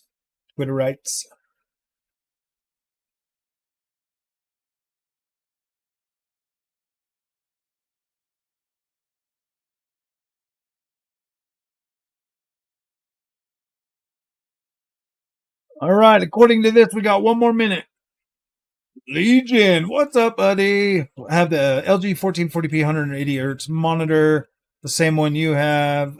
It is worth the upgrade to the LG C. Is it worth the upgrade to the LG C series? I was thinking of buying the LG C4. I have never had an OLED. Ah, yeah, absolutely, bro. Absolutely. Dude, the LG, these LG OLEDs are so incredible, Legion. They are incredible. It is such a premium OLED experience. It is so good. Dude, my son-in-law bought Helldivers 2. What a pony. What a freaking pony. I just saw his little pony name pop up. I wasted my money. Should have waited for the new computer parts coming next year. I didn't waste my money, dude. I've got pretty dang good. I like it. You and Tim Dog be going at it on Twitter. Oh, yeah, absolutely. Thought I was leaving. Where would I be going? No, dude, this show is just about to start.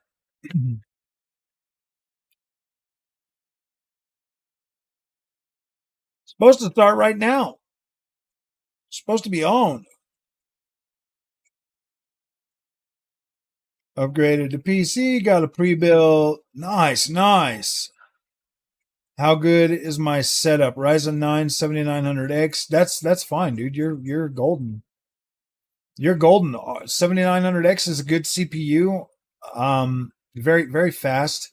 And then you've got the 4070 Ti. That's a good build.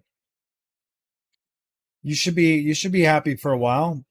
It's definitely entry level 4K with some really really good freaking 1440p.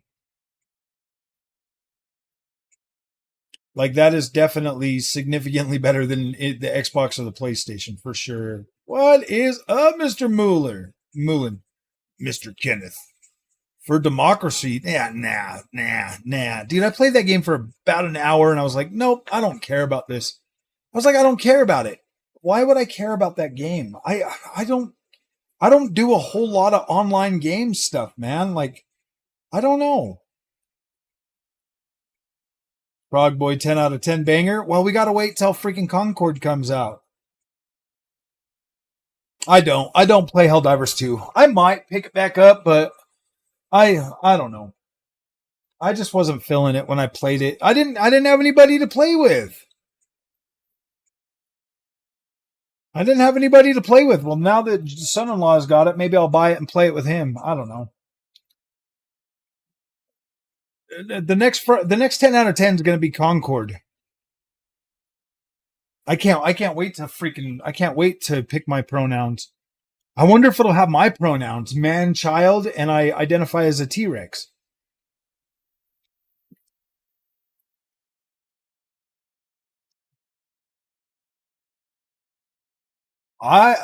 If they don't have my freaking pronoun, man, child, I'm not going to play it.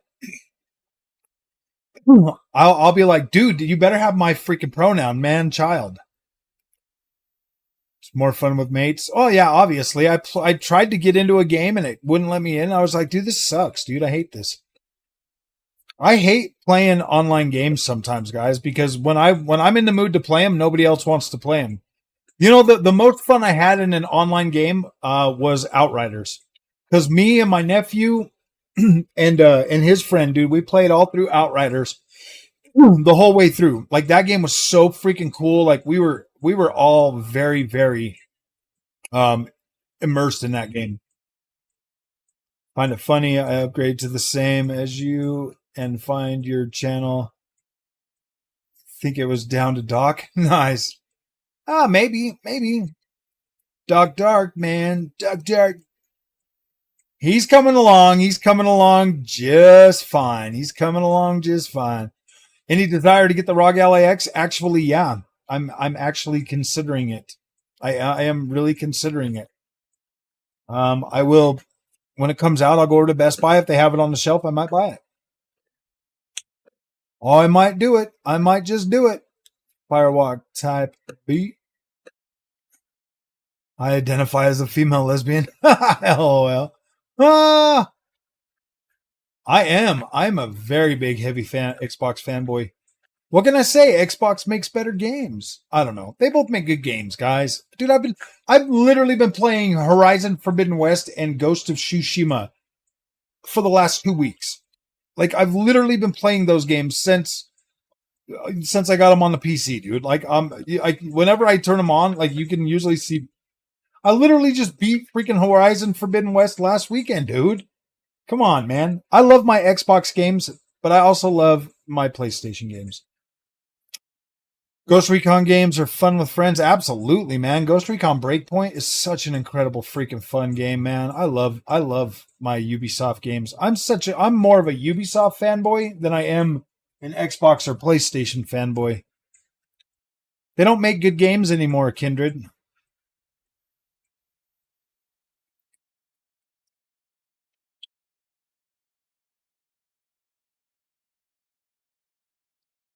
I'm an everything fanboy, fan of pants. I am literally Froggy FOMO. FOMO Froggy, man. I buy it all. I thought this thing was supposed to be starting, man. What the heck?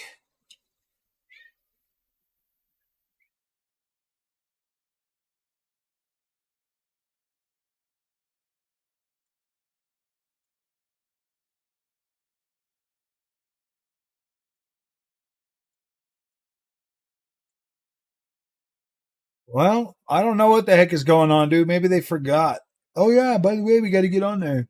I beat Hellblade 2. I went right through that game. That was incredible, man. I was able to sit all the way through that. 24 gigs of RAM. I didn't see anything about the 24 gigs of RAM. I didn't see anything about that. ROG Ally X, 24 gigs of RAM.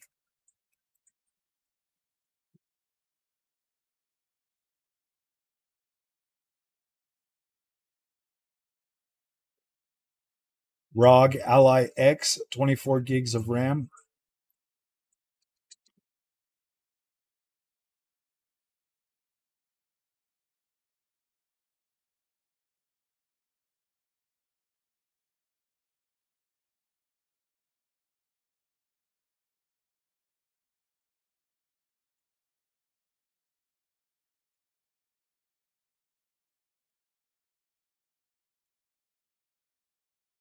I guess it does have 24 gigs of RAM. That there is actually what's going to make me probably end up buying it.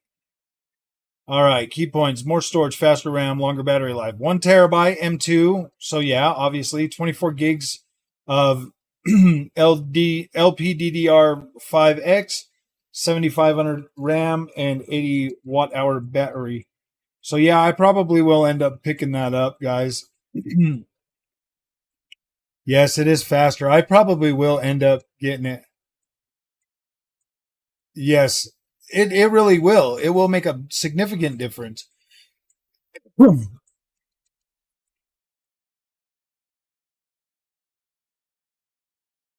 Yep.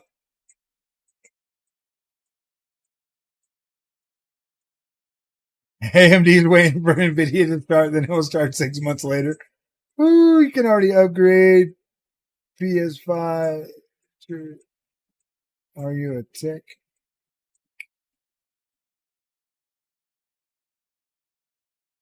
Tempting me to get ROG Ally X? I'm going to buy it. I'm probably going to buy it. I am probably going to buy it. And then I'll give my ROG Ally to my wife or something.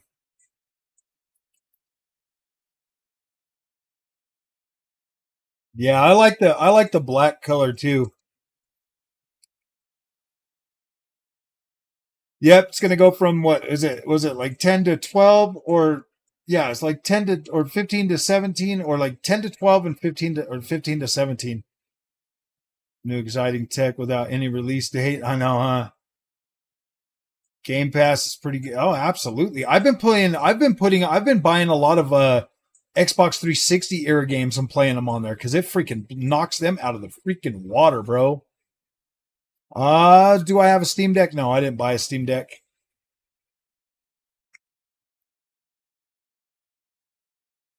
But are you a tech? No. I am not a tech. Come on, come on, come on, AMD. What's going on, Mrs. Sue? Let's go, Mrs. Sue.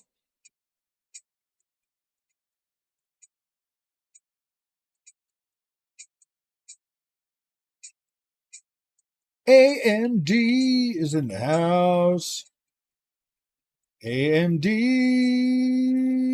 AMD, AMD, AMD, whatever that is. AMD, AMD. Ah, ah, ah, ah, ah, ah. Loading up the ray tracing, I know, LOL.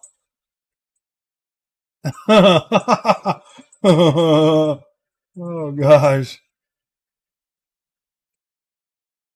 Give them a bit. I know they got to load there. Come on, man. You thought they had 24 gigs of VRAM would be faster. Yep. USB 4. Yep. That's right. I bought the the Legion Go fairly recently. Wife almost killed me. If I get the Ally X, oh yeah, dude, we'll never find you.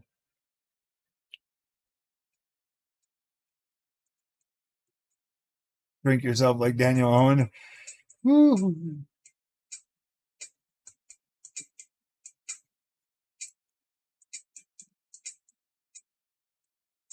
AMD right here. See, look, AMD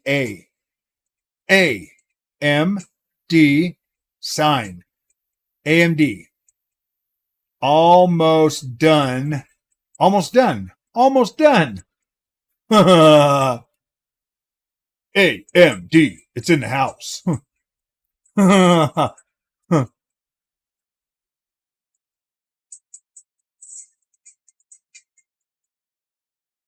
AMD. It's in the house. Memory training is taking a minute to boot. Any chance you want to come over and meet the wifey and help me rebuild my old PC into a different case next weekend? Next weekend we are gonna be in Logan. And then Friday I have the Friday's gonna be the oh gosh, what show is that? The Summer Games Fest, and then Sunday is the Xbox showcase. So maybe the weekend after we could do that.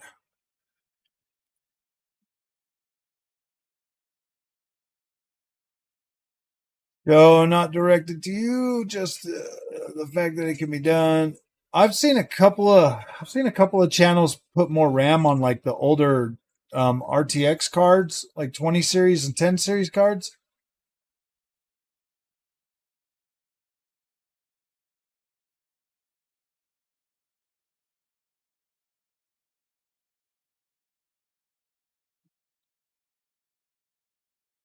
I thought this thing was supposed to start like,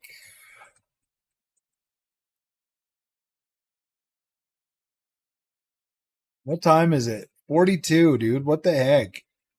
This thing was supposed to start 12 minutes ago.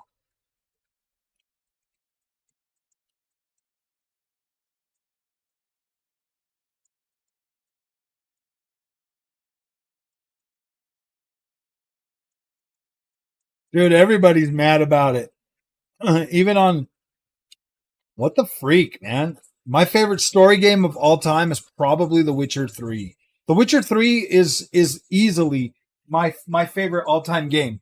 And then I love Castlevania Symphony of the Night. Symphony of the Night is probably my second favorite game in the whole wide world. And then after that would be the Assassin's Creed franchise. And then you would like start filling in like, like your PlayStation games and your Xbox games and stuff like that. But my favorite game is The Witcher 3. I love that game. And then Castlevania Symphony of the Night. And then, like the Assassin's Creed franchise is probably like my third. Sue plane was delayed to weather. Maybe I can refresh it. I mean, you've got other people in here in the chat summary, dude, being like upset. Nobody's saying anything about anything just yet. So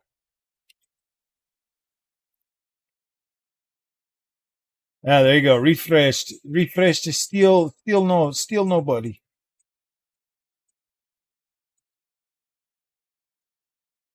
Why are you doing this to me, Lisa? Come on, Lisa. Yes, we definitely need a Witcher 4.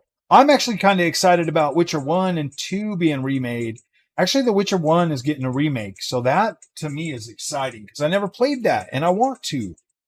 So dude, I'm perfectly okay with them remaking some games from the past, guys.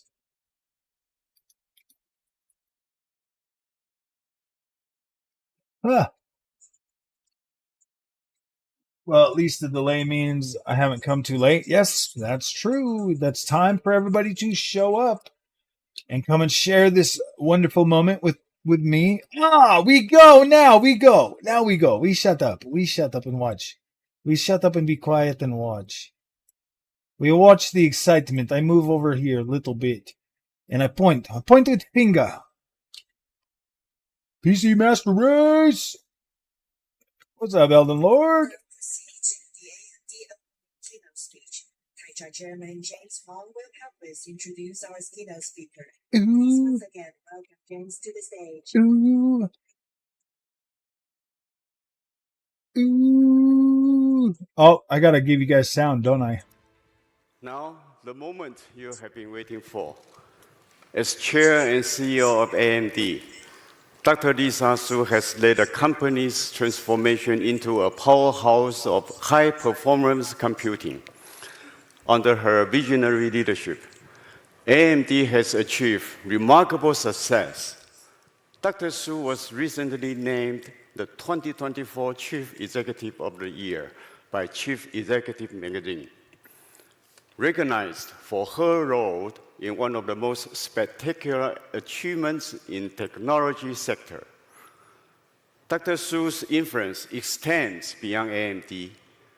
She has been a key advocate for the integration of AI across industries, emphasizing its transformative power.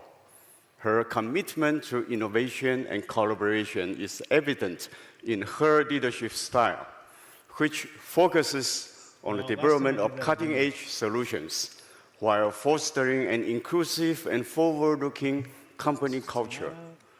Now, on behalf of Computex, I'm very pleased to welcome our old friend, Lisa. But we are going to share a video from AMD first. All right, let's see the video. AMD does more than advance AI. Oh, wait.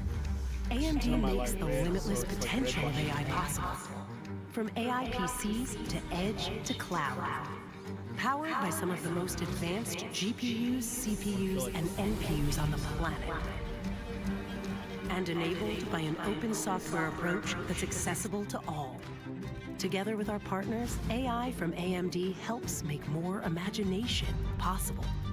Innovation, breakthroughs, and healing possible. Peace of mind and thrills possible. The impossible is now possible.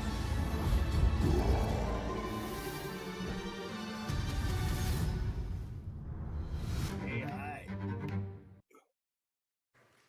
I know. That's cute. Ladies and gentlemen, please join me in welcoming Dr. Lisa Su, Chair and CEO of AMD.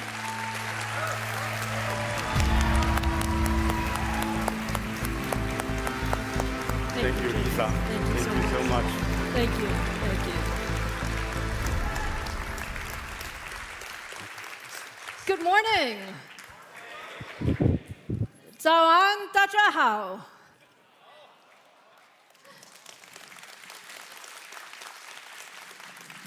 Thank you, James, for that very, very warm introduction, and welcome to everyone joining us today in Taipei and from around the world as we open Computex 2024. Every year, Computex is such an important event for our industry as we bring together all members of the ecosystem to share new products, to talk about new innovations, and really discuss the future of technology. But this year is even more special.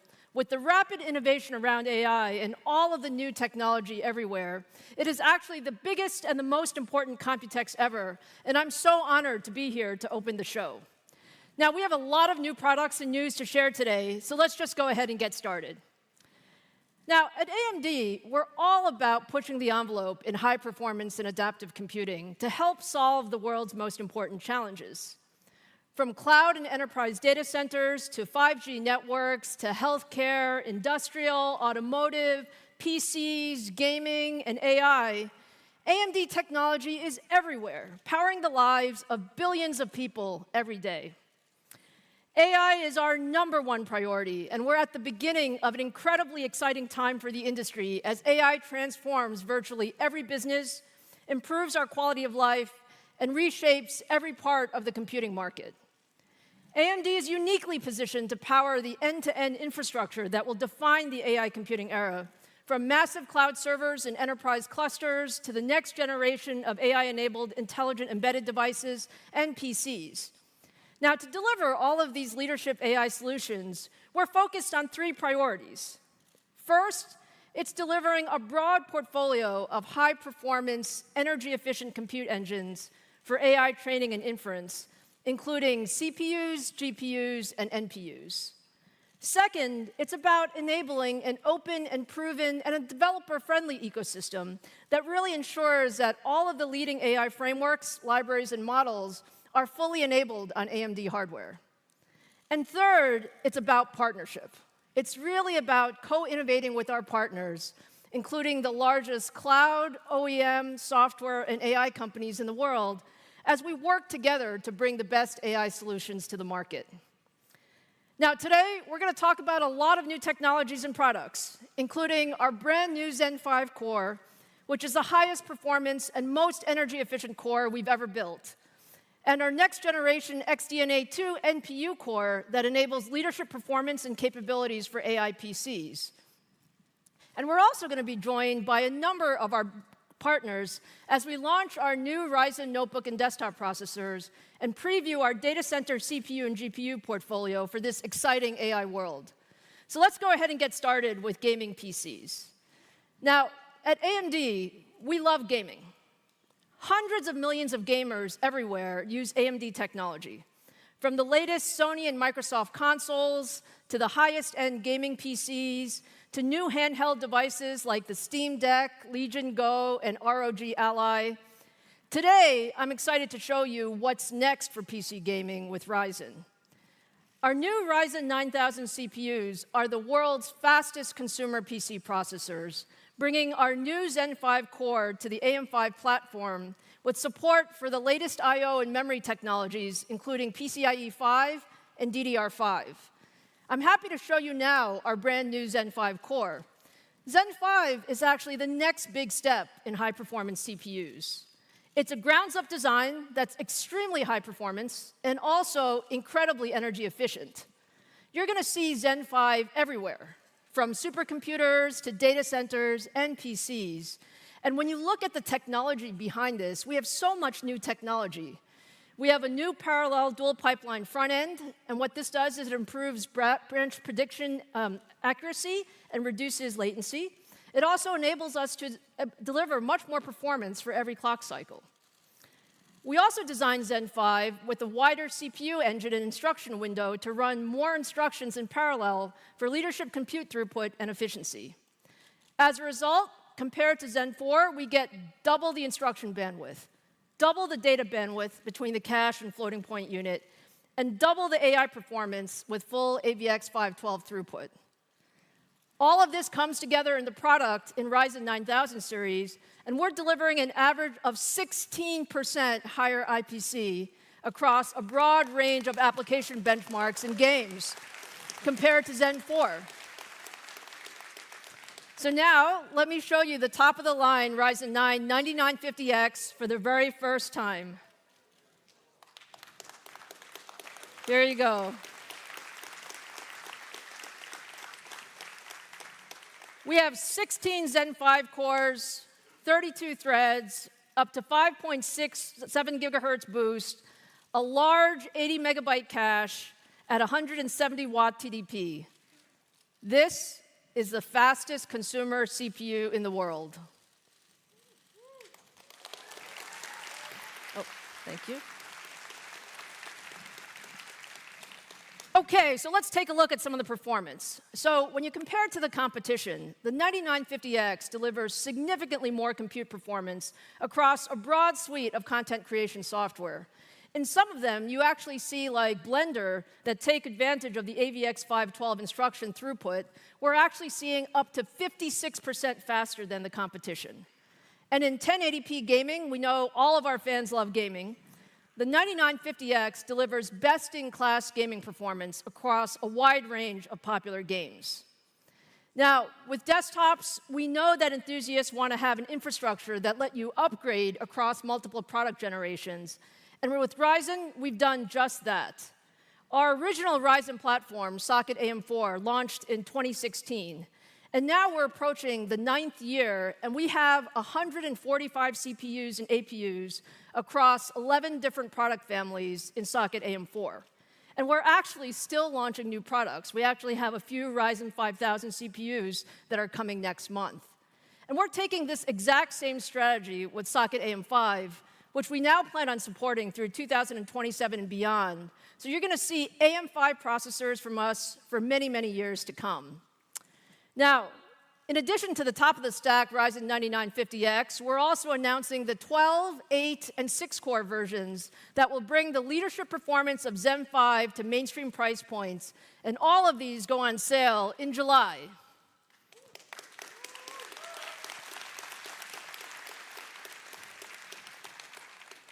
So, now let's shift gears from desktops to laptops, and there's going to be a lot of discussion about laptops at Computex this year.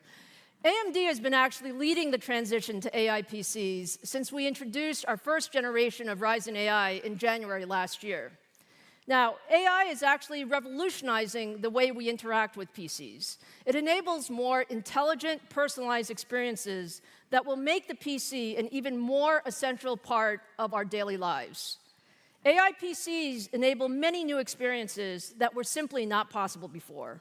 These are things like real-time translations that will allow us to collaborate in new ways, things like generative AI capabilities that accelerate content creation, And also, we each want our own customized digital assistant that really will help us decide what we need to do and what we should do next. So to enable all of this, we actually need much, much better AI hardware. And that's why we're so excited to announce today our 3rd-gen Ryzen AI processors. Our new Ryzen AI series actually is a significant increase in compute and AI performance and sets the bar for what a Copilot PC should do. Thank you, Drew. Here we go. This is Strix.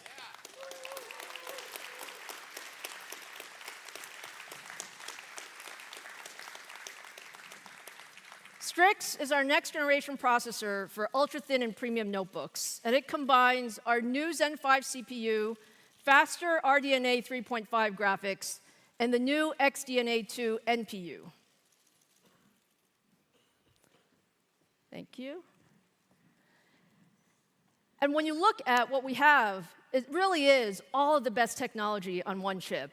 We have a new NPU that delivers an industry-leading 50 TOPS. We're going to talk about TOPS a lot today. 50 TOPS of compute that can power new AI experiences at very low power.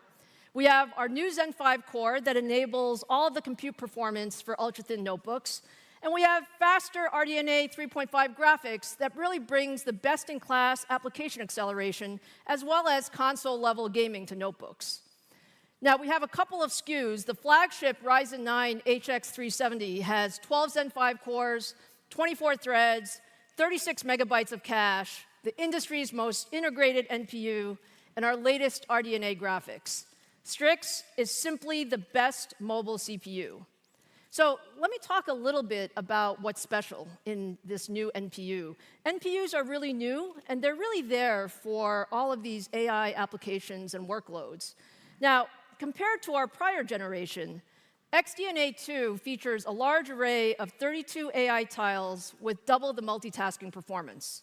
It's also an extremely efficient architecture that delivers up to 2 times better energy efficiency of our prior generation when running Gen AI workloads.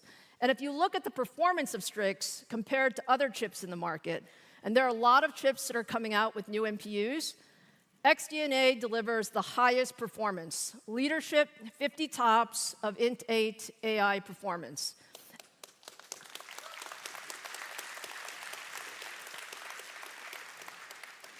And what this means is that 3rd-gen Ryzen AI will deliver the best NPU-powered experiences in a Copilot Plus PC. But let me just go a little bit deeper so you understand the technology. You know, every NPU is actually not the same when it comes to generative AI capabilities. Different NPUs actually support different data types, and that says something about the accuracy and the performance of the devices. So for generative AI, 16-bit floating point data types are great for accuracy, but they actually sacrifice performance. And the current standard for NPUs is actually 8-bit integer data types. They prioritize performance, but they sacrifice accuracy. And what this means is that developers really have a tough choice to make between offering either a more accurate solution or a more performant solution. Now, XDNA 2 is the first NPU to support block 16 bit floating point. And what that means is block FP16 actually combines the accuracy of 16-bit data with the performance of 8-bit data. This represents a huge leap forward in AI capability and enables developers to run complex models natively without any quantization steps at full speed, and what that means is with no compromise. And so let me show you what this looks like. When you look at the example, these are 3 images that are generated by the popular Stable Diffusion XL Turbo Gen AI model. We use the same prompt with no quantization or retraining for all 3, and the only difference is actually the data type. So Int8 is on the left, which is what most NPUs are using. Block FP16 is in the middle, which is what XDNA 2 has. And then FP16 is on the right, which is the more traditional format. And as you can see, the 2 16-bit images look much better with no real differences between the 2. And it is only because our NPU supports that block FP16 that Ryzen AI is capable of generating the significantly better images in the same time that it takes to generate the lower quality Int8 images. And this is just an example of why we believe that NPUs with the right data types are the best for the next generation PCs. And this is why we believe that XDNA 2 is the best NPU in the industry. Now, Microsoft is a great partner and is really leading the AI era. And we've been working very, very closely with them to bring Copilot Plus PCs to market with Strix. So to hear more about the work we're doing together, I'd like to welcome Pavan Davaluri, Corporate Vice President, Windows Devices at Microsoft, to the stage.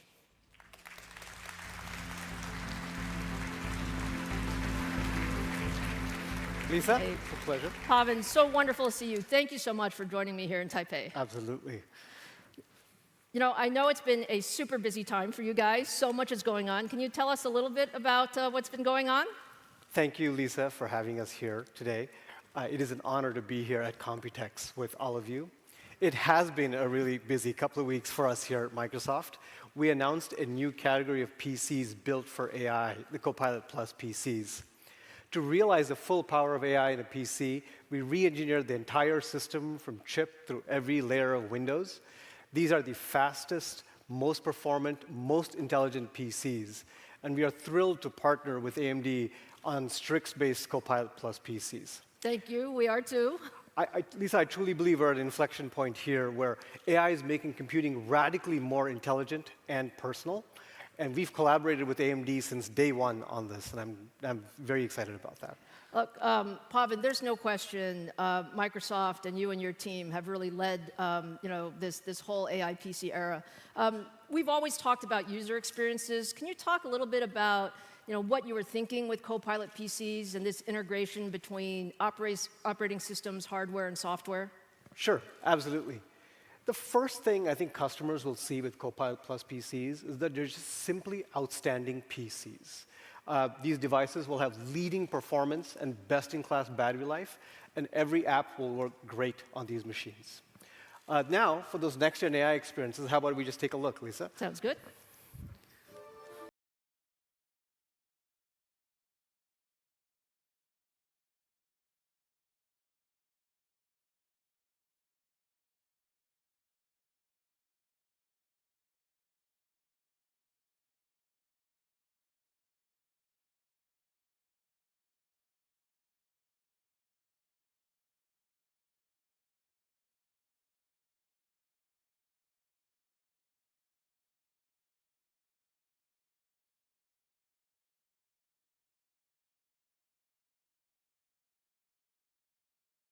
Actually pretty excited about that recall thing. I know a lot of people are freaking out about them taking pictures and stuff, but I'm actually like really excited about that kind of stuff, man. I am very excited about that. I don't know why, but I am. I just kind of feel like it's definitely going to help me to have a smart freaking PC to do what I want to do on the channel and stuff. So I'm pretty excited about that kind of stuff.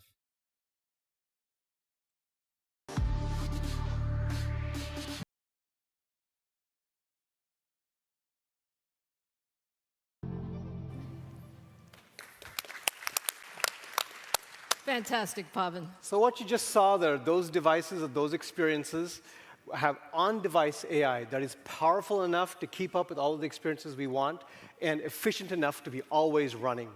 For example, you just saw Recall that helps users instantly find anything on their PC, and that's only possible because we can semantically index content in the background, which requires always-on high-performance AI. Co-Creator lets you generate high-quality images by drawing in Paint, and we can do that with fast on-device image generation. We have live captions, which will translate your audio in real time on a PC, switching automatically between languages, in fact. But I truly think what you just saw, Lisa, is just the beginning. We built this thing called the Windows Copilot Runtime, which is effectively our library of APIs to let developers access new AI capabilities built into Windows. And those capabilities are also backed by Microsoft's responsibilities around responsible AI. And I truly think we are going to be blown away by what partners build, in addition to what Microsoft and AMD is bringing. I completely agree. I think this is really bringing the entire ecosystem together.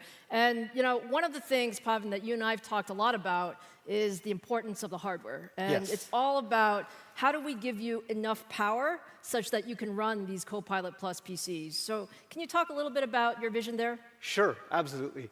With Copilot Plus PCs, we want to make it possible to deliver these next-gen AI experiences by using on-device capabilities and do that in concert with the cloud. On-device AI really for us means faster response times, better privacy, lower costs. But that means running models that have billions of parameters in them on PC hardware. Compared to traditional PCs, even from just a few years ago, we're talking 20 times the performance and up to 100 times the efficiency for AI workloads.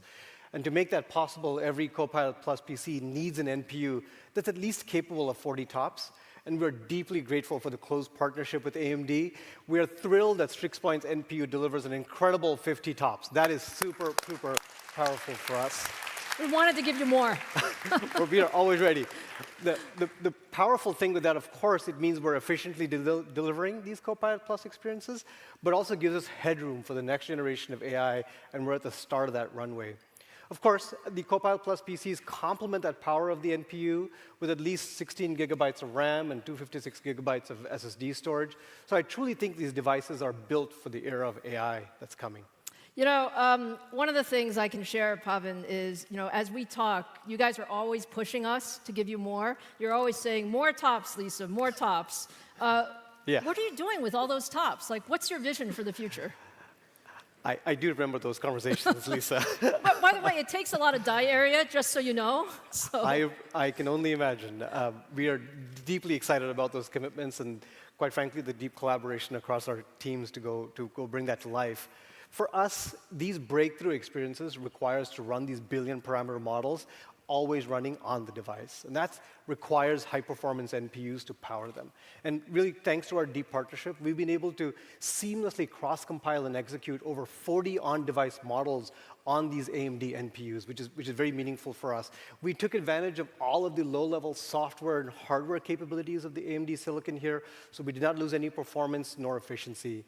Also, these high-performance NPUs are really the best way to drive overall PC performance. Getting to 50 TOPS, for example, is a quantum leap for us, for sure. And it's really much, much more impactful relative to what you could do with just a CPU or GPU alone. And the other thing that excites me really is that these powerful NPUs then free up the GPUs and the NPUs for workloads where they shine. So I'm excited to see what developers will do with this going forward. We are super excited as well. Thank you, Pavan, for being here. Thank you for your partnership, and thank you for leading the industry. Thank you. Thank you. Thank you.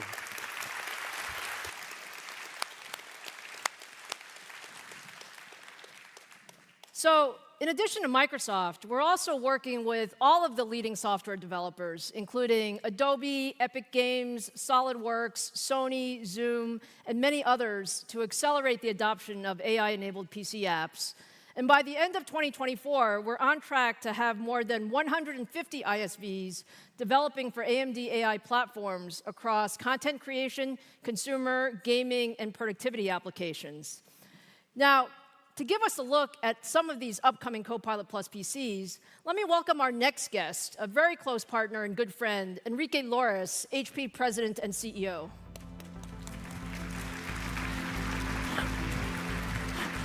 Hello. Enrique, thank you so much for being here. It's always fun to talk about what's next with our teams have been working on. Actually, thank you for having me here, and congratulations for all the announcements you have made today. There's a lot more to come. Now, look, Enrique, you and I have talked a lot about the intersection of AI and hybrid work in recent months. What are you seeing in the industry? I think this is actually what makes many of the announcements that we're making today very exciting. It's not only about the technology improvements that we're going to see, which you have explained extremely well. It's about how they are going to be helping employees and companies to meet their goals. What we see today is a significant tension between all of us as companies that want to continue to improve the productivity of our teams and our teams that are looking for increased flexibility, the ability to meet their personal and private goals. And we think that technology and AI can really help to close that bridge because it can help to improve productivity and at the same time give the flexibility that our teams are looking for. And we look at AI PCs as the first instantiation of this change. They will be enabling to increase productivity. We're going to talk about some of the new functionalities, and you're going to see how unbelievable they are. But at the same time, make sure that employees can deliver on the goals and meet their productivity goals. Yeah, and we've talked a lot about how, in this, hybrid world, people are really wanting all of these different features. Can you talk a little bit about that? I think what we have learned during the last years is that what is really critical for all of us that develop the systems that our teams are going to be using is that we co-engineer the solution. It is not anymore about someone developing the software, someone developing the operating system, someone developing the chips, someone developing the hardware. I'm actually trying to figure out how to utilize AI to create And this is something that to help me create content and stuff. And the teams have been So I'm like really excited about all this stuff. I just want something that I can have on my PC to help me do, because I want to be able to. I'm gonna be looking for some help to put together something for the channel. It's gonna be cool. New AI PCs that we are going to be bringing to market, because we have made an effort to integrate the new processors, the new chips, into the solutions that we are. Because I want like a little toxic toad that like back talks me, but I want him powered by AI. Yeah, dude, I need to figure out how to create that. So I've been doing a lot of freaking research in AI lately to figure out how I can do that and train a program to actually freaking, to do that while I'm doing like videos and stuff. Wow, look at that ultra thin laptop. Might have to get another laptop, guys. Ryzen AI 300 series that, as Lisa was saying before, but now I can't hear him, so I got to mute myself again. 50 TOPS integrated in the device. And performance, as Pavel was saying, is critical because will enable us to continue to deliver incredible experiences to our customers. If you ask me what I'm more excited about, it's something that is going to be very close to many people in this room. We, HP, have a very large team here in Taipei. And we spend many hours in video conferences and Zoom calls. And as you can notice, I have a strong Spanish accent. And I know that for the team here, understanding my accent sometimes is difficult. So just imagine that you can get real-time translation. So I will speak my Spanish-English, and they that's will pretty hear good. Come on, Chinese. That's going to make a big difference in productivity. No, I think that's... By the way, I think your English is pretty good, Enrique, but I understand. My Chinese also needs to be better, so I totally... We can help each other. Yes. Look, we love it. I mean, we love the OmniBook and all the work that we've done together with 3rd Gen Ryzen AI processors. But let's actually give everyone a preview of Gen AI running on OmniBook. So let me show you again the popular Stable Diffusion XL Turbo model, which is generating some high-quality images of locations around Taiwan based on some simple text prompts. So starting with the white cliffs of Taroko Gorge National Park, Sun Moon Lake with nice fall colors, Taipei 101, and then finally the peak of Jade Mountain. All of this is running on the OmniBook. You're seeing it for the first time. And the reason those pictures are so beautiful is because we have a very, very powerful NPU. We've co-engineered the system together. We have the block FP16 data support that I talked about. And you can see these beautiful photorealistic images almost instantaneously.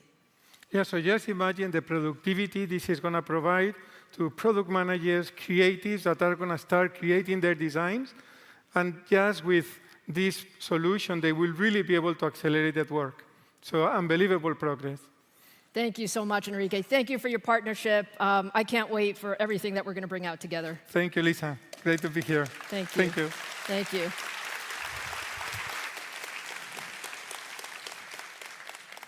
So I showed you earlier that 3rd Gen Ryzen AI has the most powerful NPU, but you also need a high-performance CPU and GPU to deliver the best PC experiences possible. So let's take a look at some of that other performance. When we compare Ryzen AI 300 series to all of the latest x86 and ARM CPUs from our competitors, you can see why we say Strix is really the best notebook CPU in the market. Whether you're looking at single-threaded responsiveness, productivity applications, content creation, or multitasking, third-gen Ryzen AI processors deliver significantly more performance, many times often beating the competition by a large double-digit percentage across a broad range of use cases. Now, let's welcome another one of AMD's closest partners in the development of Copilot Plus PCs. Let's welcome Luca Rossi, president of Lenovo Intelligent Devices Group. Hey, Luca. good morning, Lisa. Wonderful to see you, Luca. Thank you so much for joining us today. We so appreciate the partnership, and Lenovo and AMD are doing so much together. Yeah, so thanks for having me, Lisa. And strong partnerships are core to Lenovo's strategy. Our long-term partnership with AMD, as you know, Lisa, spans over 25 years and is a testament to this. Together, I think we have driven incredible innovations across PCs, mobile gaming, servers, tablets, edge computing. And for example, our ThinkStation P620 was the first Threadripper Pro workstation to deliver unprecedented performance and flexibility to power AI renderings and workflows.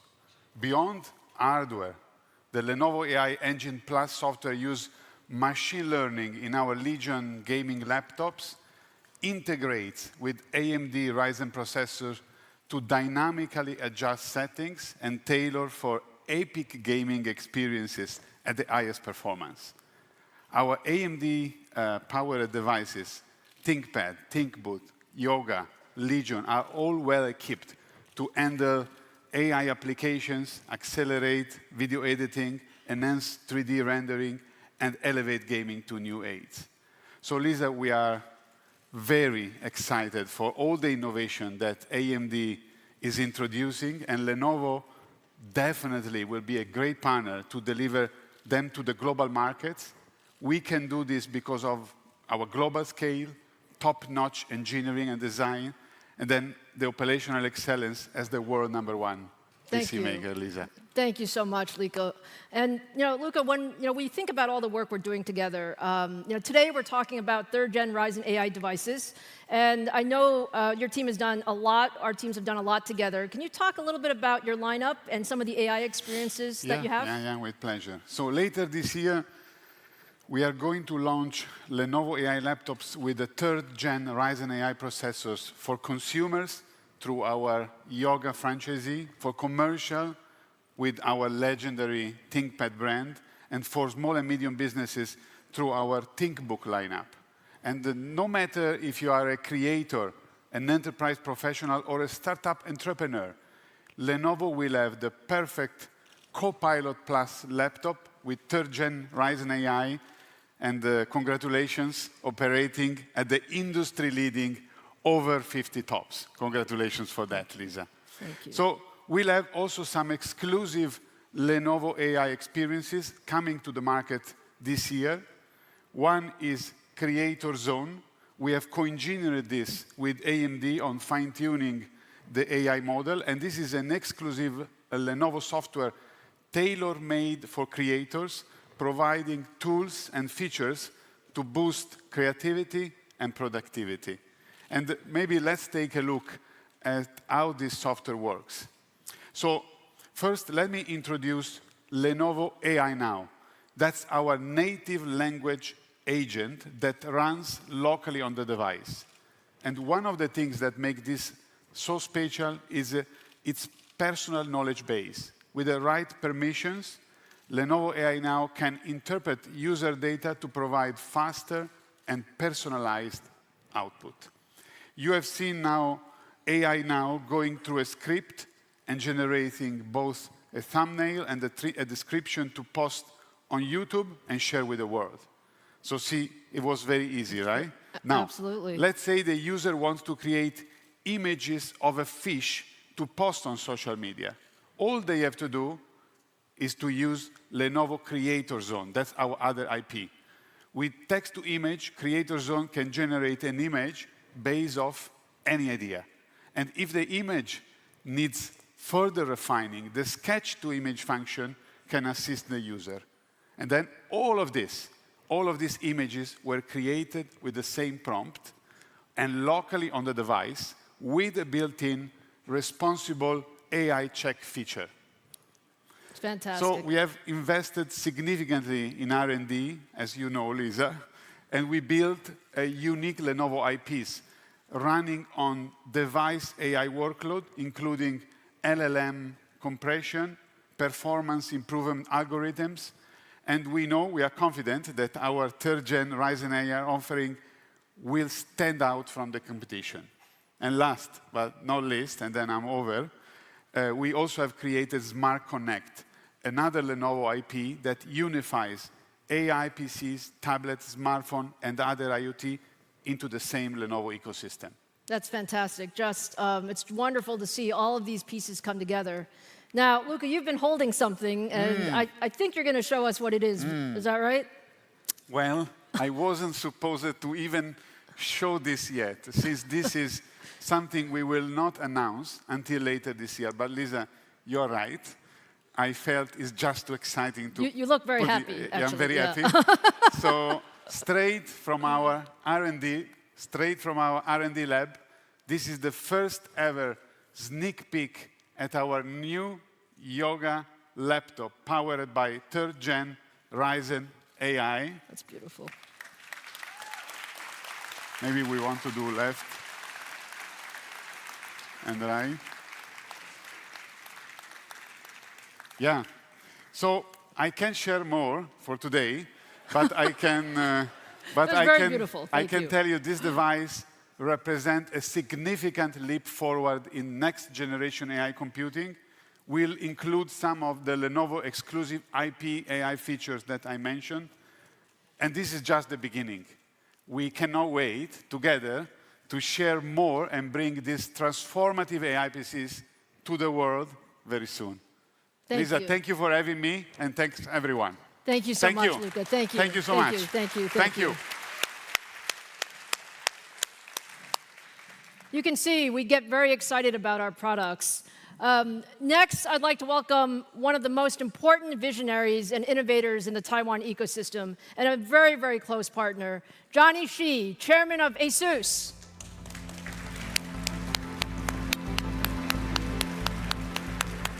Hi, Lisa. Johnny, thank you. Thank you so much for being here. Thank you, Lisa. Yeah, I think it's really my great honor to join you on stage, especially since you are now a legend of the computing industry and the pride of Taiwan. Thank you. Thank you. Thank you. Thank you. Johnny, you are actually a true visionary. I think we all have so much respect for you. You've shaped this industry for so many years. Can you just tell me a little bit about how the landscape of computing is changing, and how do you see AI? Yes, Lisa. AI PC will be one of the most disruptive innovations of our lifetime. The ubiquitous AI era is the mega paradigm shift that we have long envisioned at ASUS. And I'm so overjoyed that it's finally becoming a reality. The world will be full of AI brains that come in different forms and sizes, including super, like the 1.8 trillion parameters with MOE, big, medium, small, and even tiny, like less than 1 billion parameters. From the cloud to the edge to PCs and devices like phones and robots. AI PC will play a extremely critical role in this new distributed hybrid AI ecosystem. Imagine an AI PC with small language model types of AI brains capable of acting as a personal agent who can understand and help you with your personal needs, preferences, and even work while complementing the super brain in the cloud with local advantage of local latency, high security, and personalization. All the while, uploading the cloud computing needs, especially for inferencing. Isn't it incredible?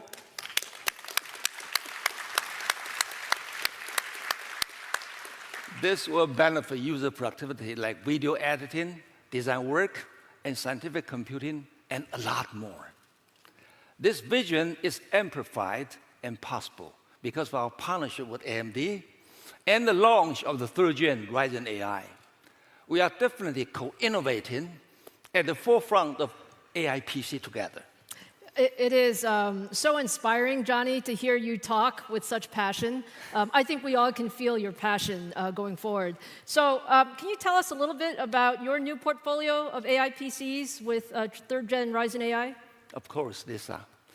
I think later today at 4 p.m., we'll be unveiling a range of cutting-edge AI PCs across our portfolio with brand new ZenBook, ProArt, VivoBook, Asus TUF, and ROG laptops, powered by the third-gen AMD Ryzen AI processors. These new lineups are equipped with the world's most powerful NPU with 50 TOPS and the superior AMD Zen 5 architecture that leads the industry in compute and AI performance. The third-gen Ryzen AI processor is the catalyst to bring in personalized computing to everyone, from content creators to gamers and business professionals, and empowering them like never before. This advancement gives the new ZenBook higher AI performance than MacBook, while making it thinner and lighter as well. Asus is so proud and honored to be the first OEM partner to make the third-gen Ryzen AI systems available to consumers. It will be ready for purchase in July. Isn't that incredible? Thank you. These are super beautiful systems, Johnny. Thank and you know, it's also about the experiences. And I know that Asus has also done a lot to create some new experiences for content creation and creativity. Can you tell us a little bit about that? Sure. We have been working closely with AMD to integrate and optimize the incredible power of Ryzen AI processors on our Asus Copilot Plus PC lineups. This enables us to create exclusive and unprecedented AI apps to empower users to be more efficient and creative than ever before. A great example is one of our recently launched AI apps called StoryCube. Content creators who use multiple devices will love it. StoryCube is an AI-powered digital asset management app designed to provide you with a seamless and efficient file organizing experience. It can act as a handy assistant by automatically identifying your loved one's faces and even detecting and sorting your media into various scenes, such as scenic road trips, skiing adventures, or adorable puppy moments. With the 50 TOPS capability of the Ryzen AI NPU, StoryCube can drastically shorten AI categorization time from the tens of seconds running only on a CPU to just the blink of an eye. Thank you. You know, Johnny, look, it's really exciting what we're doing on AI PCs. But AMD and Asus have also had a very long history of partnering across motherboards, graphics cards, and embedded systems. And as we go forward, can you comment about some of that going forward? Sure. It has been a great history together, creating incredible products like the original Crosshair motherboard. Asus was even the first to push Ryzen gaming system, which received an incredible response from users. Last year, Asus introduced the first ROG Ally handheld device, which also adopted the AMD Z1 Extreme chip. We have solid leadership in the AMD Ryzen 9 segment with 60% market share. And we are excited about expanding our partnership to offer AI solutions for specific industries like healthcare, education, and smart cities, with the goal of revolutionizing these sectors with powerful on-device AI applications. That's why we are so excited to work together in the next-gen AI PC space by combining cutting-edge AI AMD hardware like Ryzen processors and Asus software expertise, rooted in our design thinking philosophy. We are pushing the boundaries of AI PC innovation and delivering truly groundbreaking AI experience to users. Johnny, all I can say is you are an inspiration to us all. Thank you so much for everything that you've done for our industry, and thank you for your partnership with AMD. Thank you for a great partnership. Thank you very much. Thank you. Thank you.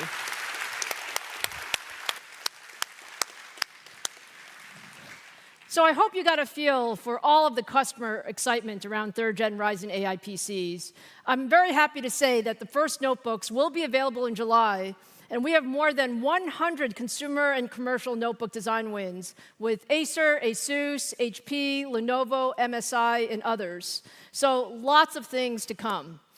So now let's transition from PCs to the edge, where our embedded and adaptive solutions are bringing AI to a diverse set of markets and devices. AMD AI platforms are already broadly deployed at the edge. In healthcare, AMD chips are improving patient outcomes by enhancing medical imaging analysis, accelerating research, and assisting surgeons with precision robotics. In automotive, AMD AI solutions are powering the most advanced safety systems. And in industrial, customers are using AMD technology for AI-assisted robotics and machine vision applications. We are #1 in adaptive computing today, and thousands of companies have adopted our XDNA AI adaptive and embedded technologies to power their products and services. Let me just give you a few examples. So Illumina is a global leader in genomics, and they use EPIC and AMD adaptive SoCs with their Splice AI software to identify previously undetectable mutations in patients with rare genetic diseases. In automotive, Subaru is industry's leading EyeSight ADAS system, uses Versal to analyze every frame captured by the front camera, and that allows them to identify and alert the driver of possible safety hazards. Hitachi Energy uses AMD adaptive computing products in their widely deployed high-voltage direct current solutions to detect potential electrical issues before they become large problems and cause power outages. And Canon has adopted Versal to power the AI-based free viewpoint video system that captures high-resolution video from over 100 cameras simultaneously. And that allows viewers to experience live events from every angle. Now, AI at the edge is actually a hard problem. It requires the ability to do pre-processing, inferencing, and post-processing all within the device. And only AMD has all of these pieces needed to accelerate end-to-end AI at the edge. So we combine the adaptive computing engines for pre-processing sensor and other data with AI engines for inferencing, and then high-performance embedded compute cores for post-processing decision-making. Now, today, when you do this, this requires 3 separate chips. And with our new Versal AI Edge Gen 2 series, we bring all of this leadership compute together to create the first adaptive solution that integrates pre-processing, inferencing, and post-processing in a single chip. So today we're announcing early access for our next-gen Versal platform. More than 30 of our strategic partners are already developing edge AI devices powered by our new single-chip Versal solution. And we are incredibly excited about the opportunity to drive AI at the edge and see significant opportunities to extend our embedded market leadership with these new technologies.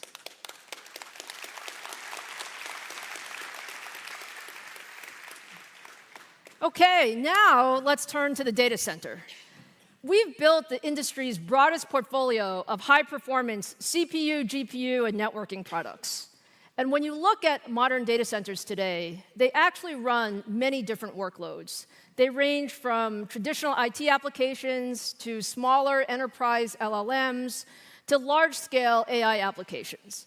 And you need different compute engines for each of these workloads. And only AMD has the full portfolio of high-performance CPUs and GPUs to address all of these workloads. From our EPIC processors that deliver leadership performance on general-purpose and mixed inferencing AI workloads, to our industry-leading Instinct GPUs that are built for accelerating AI applications at scale. Today, I'm going to share details of our next-generation data center CPU and GPU offerings. So let's start first with CPUs. If you take a look at the CPU market, EPYC is actually the processor of choice for cloud computing, powering internal workloads for all of the largest hyperscalers and more than 900 public instances from all the major cloud providers. Every day, billions of people around the world use cloud services powered by EPYC. That includes Facebook, Instagram, LinkedIn, Microsoft Teams, Zoom, Netflix, WeChat, WhatsApp, and many, many more. All of that is on EPYC. Now, we launched EPYC in 2017, and with every generation, more and more customers have adopted EPYC because of our leading performance, our leading energy efficiency, and our leading total cost of ownership. And I'm very proud to say that we're at 33% share now and growing.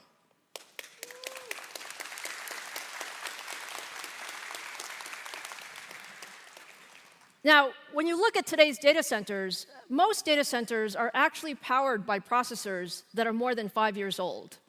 And when you look at the virtualization performance of our latest generation server CPUs, the new technology is so much better that EPYC delivers 5 times more performance compared to those legacy processors. And even comparing to the best processors today from the competition, our performance is 1.5 times faster. Many enterprises today are actually looking to modernize their general-purpose computing infrastructure and add new AI capabilities, often within the same footprint. And by refreshing their data centers with 4th-gen EPYC, you can really accomplish this. You can actually replace 5 legacy servers with a single server that reduces rack space by 80% and consumes 65% less energy. Now, many enterprise customers are also wanting to run a combination of general purpose and AI workloads without adding GPUs. And EPYC is, again, the best option for that. Looking at EPYC, we are 1.7 times faster when running the industry standard TPX AI benchmark that measures end-to-end AI pipeline across different use cases and algorithms. 4th-gen EPYC is clearly the industry's best server CPU, but we're always pushing the envelope to deliver more performance. So I have something to show you today. It's actually the preview of our upcoming 5th-gen EPYC processor, codenamed Turin.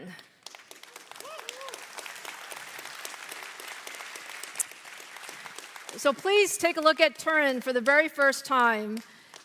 Turin features 192 cores and 384 threads and has 13 different chiplets built in 3 and 6 nanometer process technology. There's a lot of technology on Turin.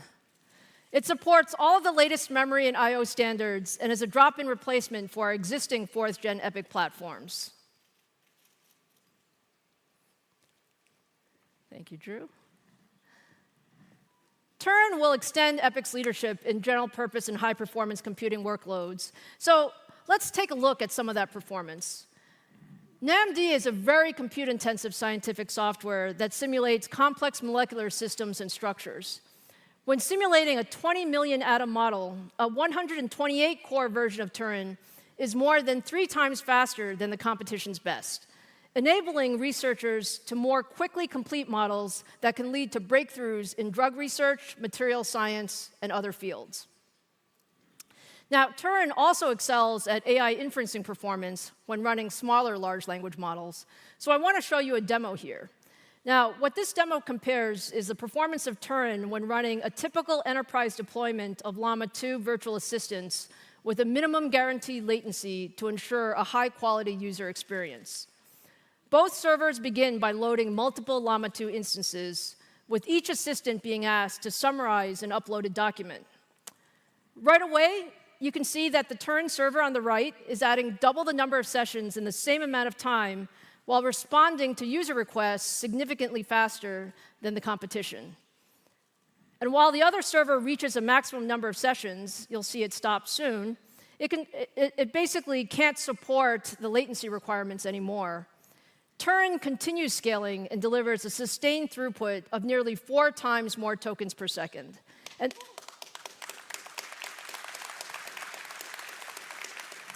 that means when you use Turin, you need less hardware to do the same work. And in addition to leadership summarization performance, Turin also delivers leadership performance across a number of other different enterprise AI use cases, including 2.5 times more performance when translating large documents, and more than 5 times better performance when running a support chatbot. Our customers are super excited about Turin, and I know many of our partners are actually here in the audience today. And I want to say we're on track to launch in the second half of this year.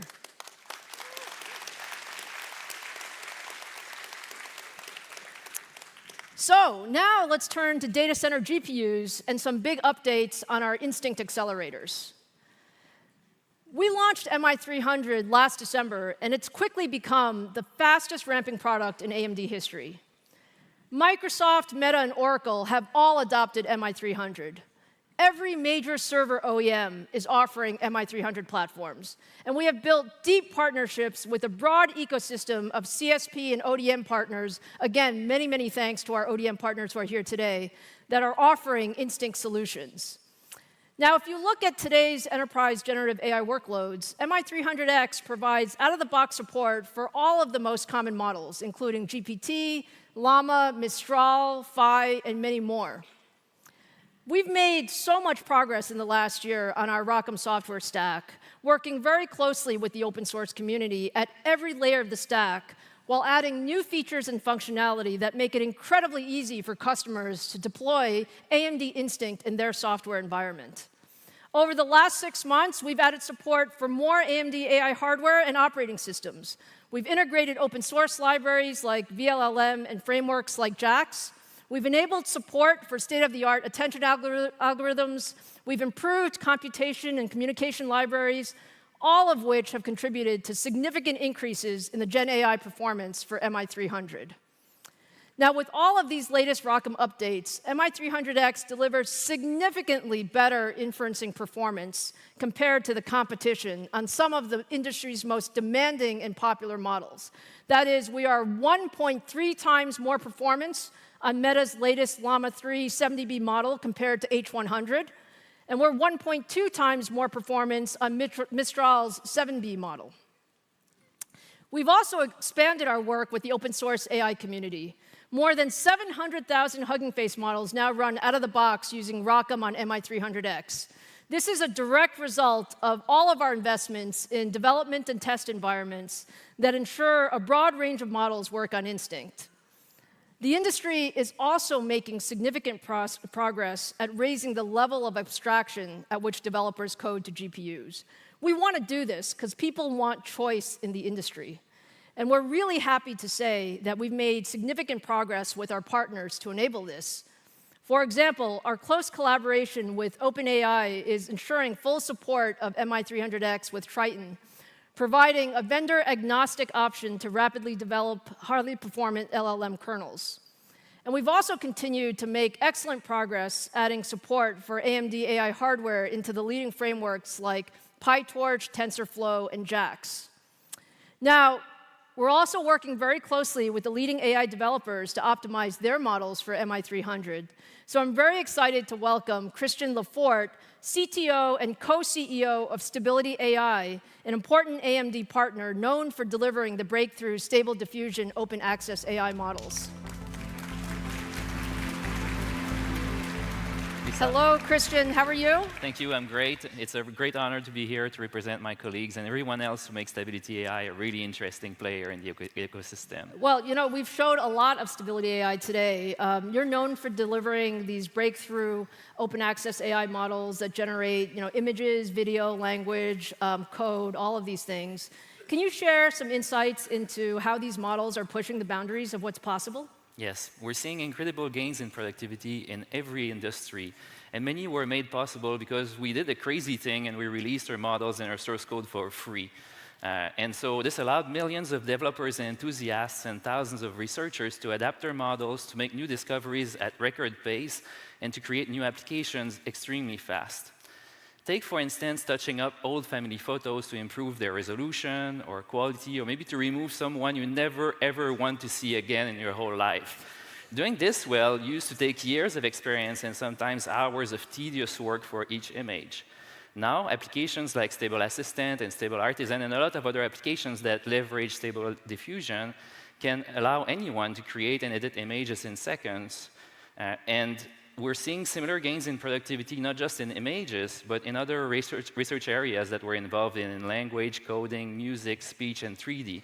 And combining all of those together, we aim to soon boost by at least 10x the productivity of filmmaking and video game creation. That's fantastic, Christian. Now, I understand you have some big news to tell the audience today. Yes. So basically, the wait for Stable Diffusion 3 is almost over. We appreciate the community's patience and understanding as we dedicated extra effort to improve its quality and safety.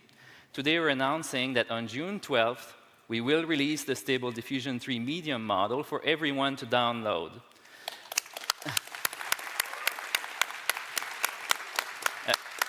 A lot of work went into this, and we're really excited to see what the community will end up doing with this. One thing that is maybe not obvious to non-technical people is that, like, it used to be that the frontier of research led to basically like these models, like Stable Diffusion. But nowadays, what's happening is that there's a new, it's like a natural evolution, basically. Like, these models are getting combined together in all kinds of novel ways, and by releasing them openly, we basically allow millions of people to help discover the best way to bring those together and unlock new use cases. So this SD3 medium, it's an optimized version of SD3 that achieves unprecedented visual quality and that the community will be able to improve for their own specific needs to help us discover the next frontier of generative AI. It will, of course, run super fast on the MI300. And it's also compact enough to run on the Ryzen AI laptops that you've just announced. So here's an image produced with Stable Diffusion 3. We challenged it to basically illustrate the famous Taiwan night markets, what it looks like. It looks very nice, Christian. Yes, thank you. It looks very nice. So if you look really, really closely, you'll notice like it's not quite photorealistic, but I think it captured really well like the different elements of the text prompt. And it's especially impressive when you think that it was generated so much faster than actually typing this long text prompt. So it captured the pedestrians that are walking, the street that is made of stones, the fact that it is during the night, there's the trees and so on. So basically, like SD3 is able to do this using a bunch of new innovations, including the multimodal diffusion transformer architecture that allow it to understand visual concepts and text prompts far better than previous models. It supports both simple prompts, so you don't need to become an expert at these, but you can also use much more complex ones, and it will try to bring together all of the different elements of it. And SD3 excels at all kinds of artistic styles and photorealism. So here's an example that is actually a really challenging example, and we're comparing it with our previous version model, Stable Diffusion XL, that we released less than a year ago. It's especially challenging because it involves hands that are notoriously hard for these models to replicate. It involves these repeating patterns like the strings and the guitar and the frets. And these are all really, really challenging for these models to understand and draw accurately. So notice how SD3 generated more realistic details like the shape of the guitar and the hands. And if you look really, really closely, you may notice that there are a few imperfections here and there. So it's still not quite perfect, but it's a big improvement over the previous generation. No, it's fantastic, Christian. And I know that your team's been working a lot on SD3. What's your experience been like with MI300? It's wonderful. 192 gigabytes of HBM, that's really a game changer. Like having more memory basically is often like that's the way that we can basically unlock new models, and it's often like the #1 factor that will help us to train bigger models faster and more efficiently. And I'll give an example that we've actually just encountered in collaborating with AMD. So we have this creative upscaler feature in our API. And basically, the way it works is that it can take an old photo, an old image that is less than 1 megapixel, and really blow out the resolution and improve the quality at the same time. So this creative upscaler we were happy when we were able to reach 30 megapixels on the H100, the NVIDIA H100. But once we basically ported our code over to the MI300, which by the way was pretty much no effort, we were able to reach 100 megapixels. And you know, content creators, they always want more pixels. So this makes a huge difference. And the fact that we didn't have to really make any effort to actually achieve this, it's a big step up. So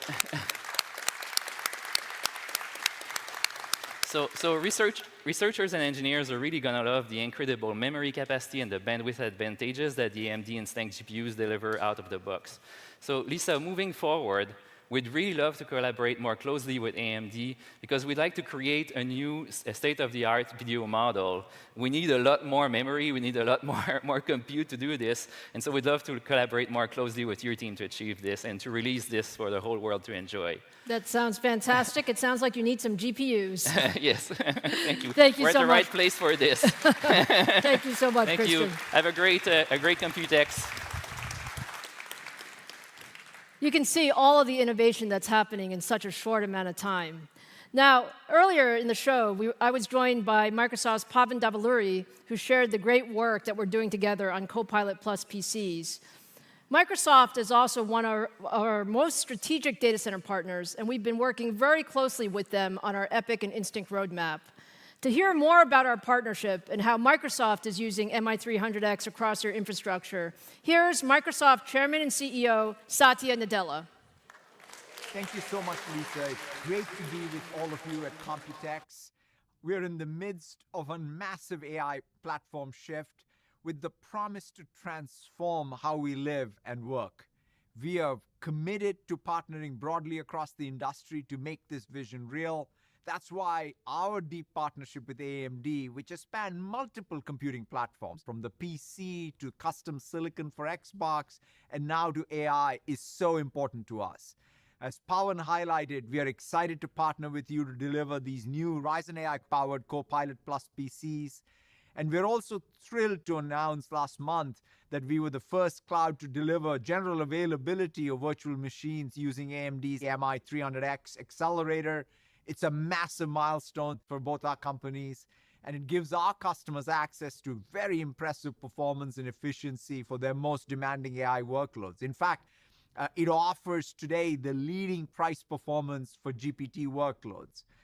This is just the start. We are very committed to our collaboration with AMD, and we'll continue to push AI progress forward together across the cloud and edge to bring new value to our joint customers. Thank you all so very much.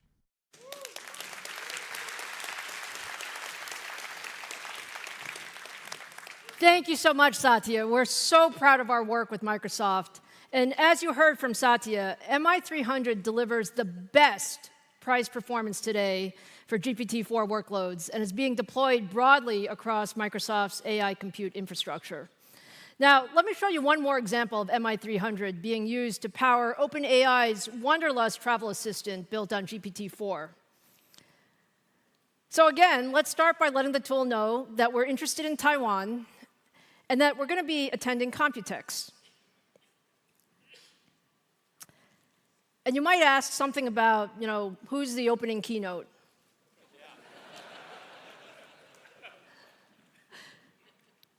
But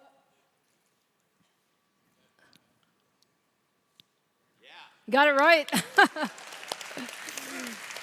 Now, let's also ask Wanderlust, what other interesting sites should we see in Taipei? And you can see almost instantly we get lots of options of things to do near the convention center. But if we want to narrow it down to just a few, because we only have a day, we can ask it to plan a day for us. And that day would include things like Elephant Mountain and Taipei 101, and you get the full itinerary.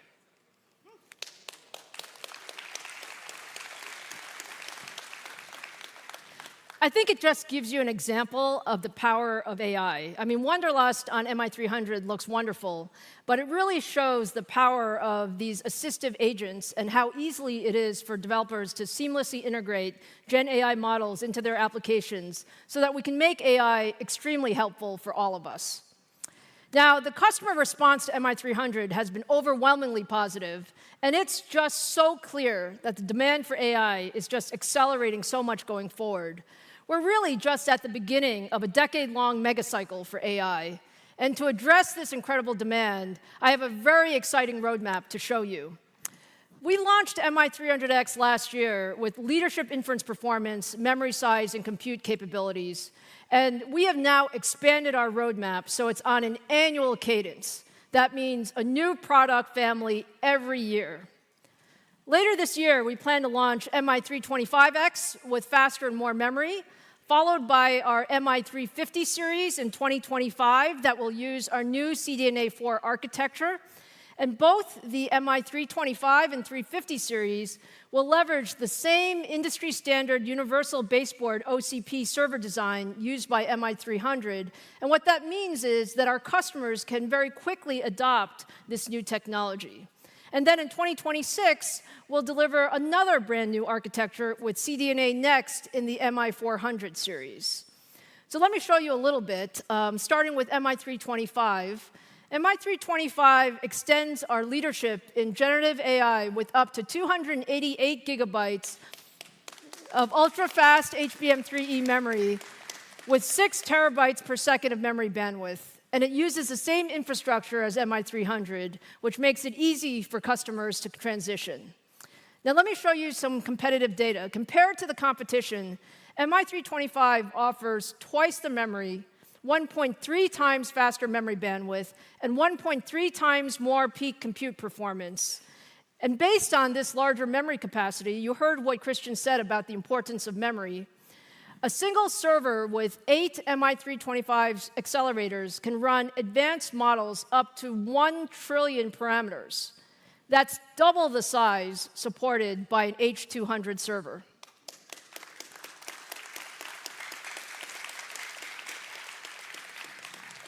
And then moving into 2025, we'll introduce our CDNA 4 architecture, which will deliver the biggest generational leap in AI performance in our history. The MI350 series will be built with advanced 3-nanometer process technology and supports for FP4 and FP6 data types, and will again drop into the same infrastructure as MI300 and MI325. We are super excited about the AI performance of CDNA 4. So if you just take a look at that history, when we launched CDNA 3, we were 8 times more AI performance compared to our prior generation. And with CDNA 4, we're on track to deliver 35 times increase. That's 35 times increase in performance compared to CDNA 3.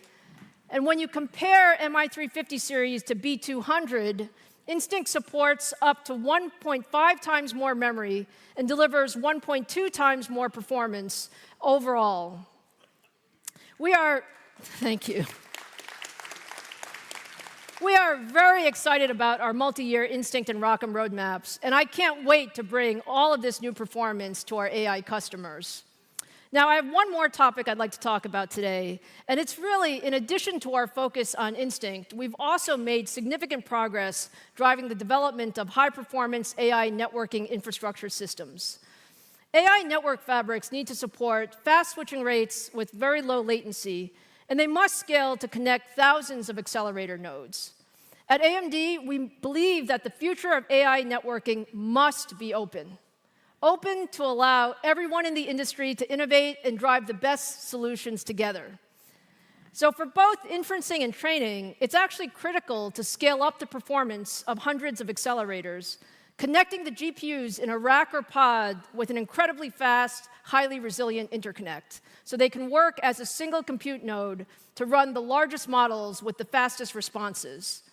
Last week, I'm very happy to say that many of the largest chip, cloud, and systems companies came together to announce plans to develop an open standard for a high-performance fabric that can officially connect hundreds of accelerators. We call this Ultra Accelerator Link, or UA Link, and it's an optimized load store fabric designed to run at high data rates and leverages AMD's proven Infinity Fabric technology. We actually believe UA Link will be the best solution for scaling accelerators of all types, not just GPUs, but all accelerators, and will be a great alternative to proprietary options. The UA Link 1.0 standard is on track for later this year, with chips supporting UA Link already well into development from multiple vendors. And now the other part of training large models is also the need for scale-out performance, connecting multiple accelerator pods to work together with at-scale installations often spanning hundreds of thousands of GPUs. A broad group of industry leaders formed the Ultra Ethernet Consortium last year to address this challenge. And UEC is the high-performance technology with leading signaling rates. It has extensions such as Rocky for RDMA to efficiently move data between nodes, and it has a new set of innovations developed specifically for AI supercomputers. It's incredibly scalable. It offers the latest switching technology from leading vendors such as Broadcom, Cisco, and Marvell. And above all, it's open.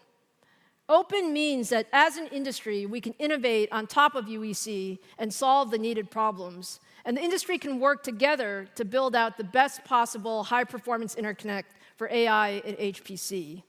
So when you look ahead, what does this mean? That means we have all the pieces.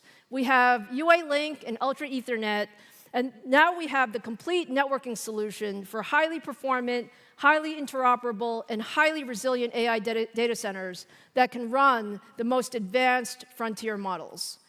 So I hope you can see now that AMD is the only company that can deliver the full set of CPU, GPU, and networking solutions to address all of the needs of the modern data center. And we have accelerated our roadmaps to deliver even more innovation across both our Instinct and EPYC portfolios, while also working with an open ecosystem of other leaders to deliver industry-leading networking solutions. Now, it's been a wonderful morning. We have so much that we talked about, so let me just wrap things up. We showed you a lot of new products today, from our latest Ryzen 9000 desktops and third-gen Ryzen AI notebook processors with leadership compute and AI performance, to our single-chip Versal Gen 2 series that will bring more AI capabilities to the edge, to our next-generation Turin processors that extend the leadership and efficiency of our EPYC portfolio, and our expanded set of Instinct accelerators that will deliver an annual cadence of higher performance. And what I can say is this is an incredible time to be in the technology industry. It's an incredible pace of innovation. And I couldn't be more excited about all of the work that we're going to do together in high performance and AI computing as an industry. So a very, very special thank you to all of our partners who joined us today: Microsoft, HP, ASUS, Lenovo, and Stability.ai. And especially thank you for all of our partners here in Taiwan and around the world. Thank you for being such a great audience, and have a great Computex 2024. Thank you. Thank you.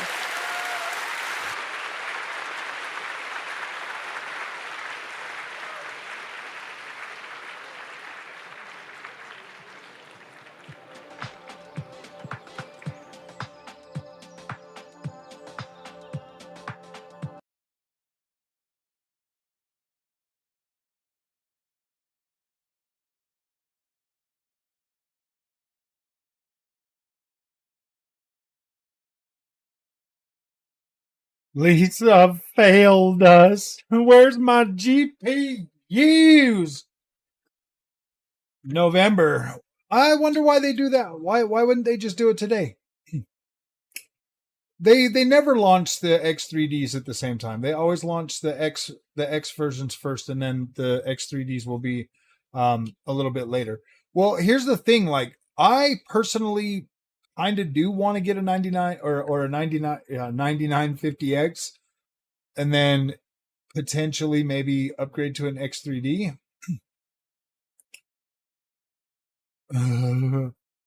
Plan is i7 4060.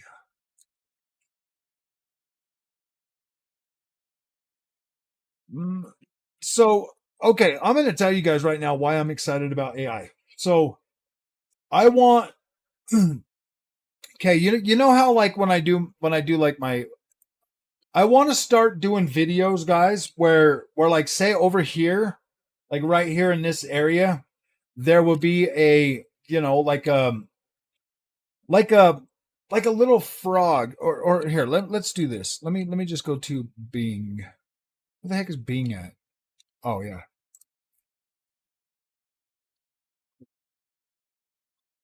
All right.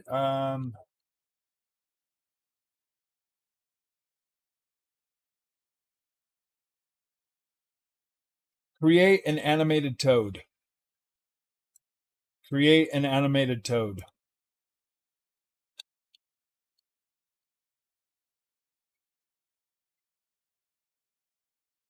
Oh, don't do that. North.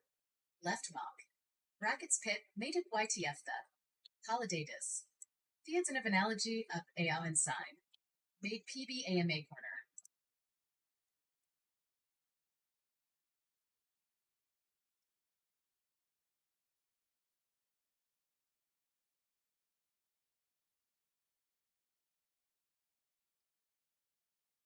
That'll be it. Let's try to read that. Come in, come in, come in.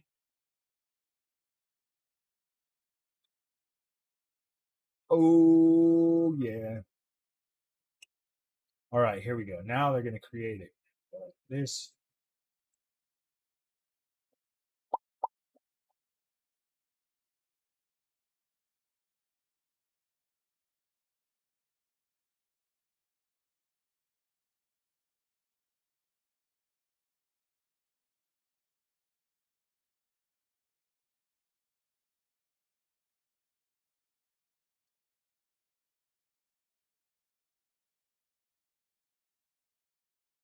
I'm being realistic.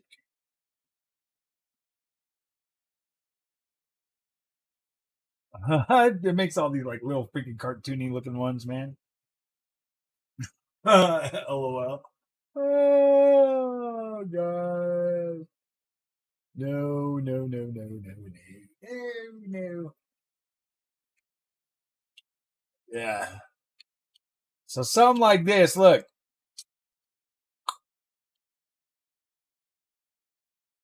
What if I had this bad boy? See, like you can play with all of this. What if I had like this guy right here? Can I make it bigger?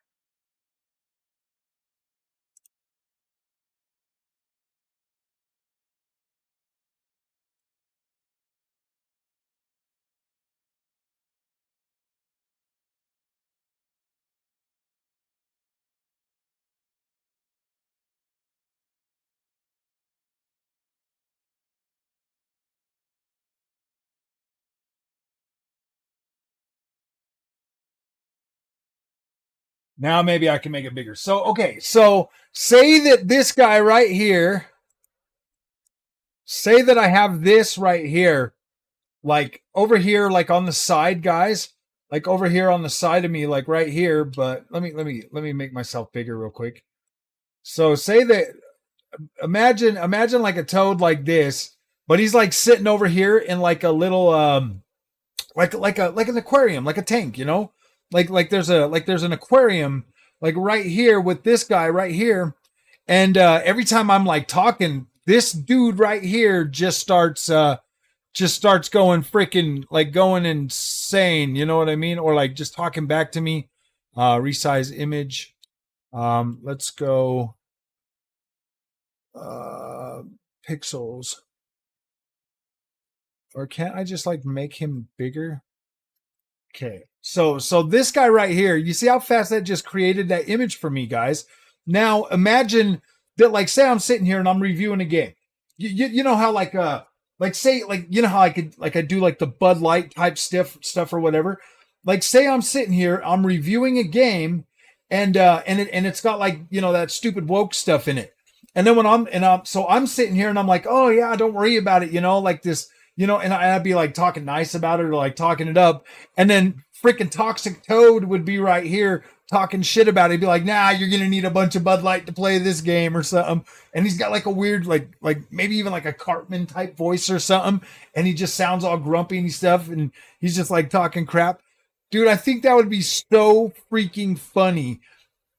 I want to do something like that. So I'm trying to learn as much about AI as I possibly can, but I want AI.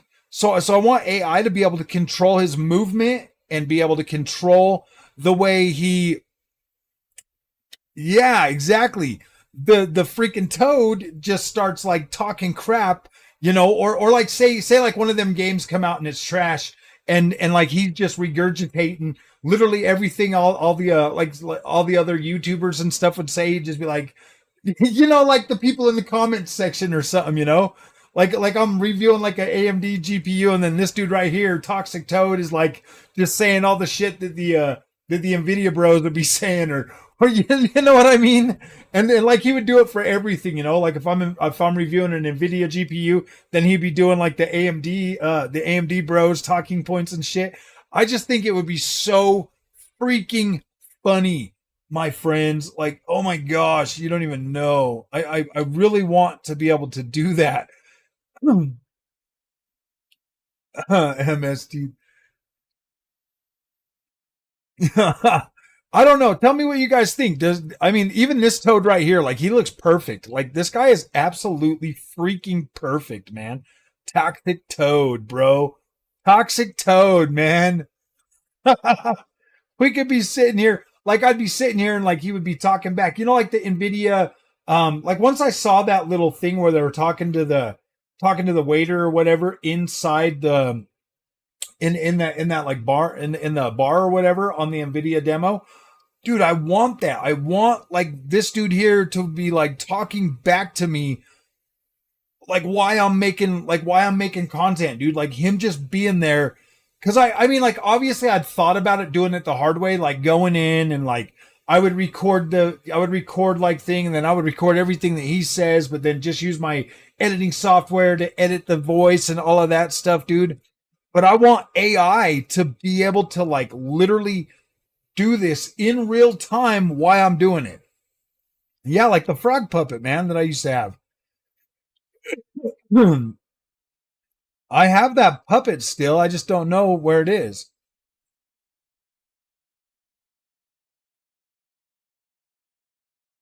Narosama, he's an AI VTuber. Looks like 4.8 gigahertz for the 5800 XT, 8 core, 16 threads. I don't know. I see. I don't know how to do that, but I think it would be freaking incredible if I could figure that out, man. If I could figure out how to do that,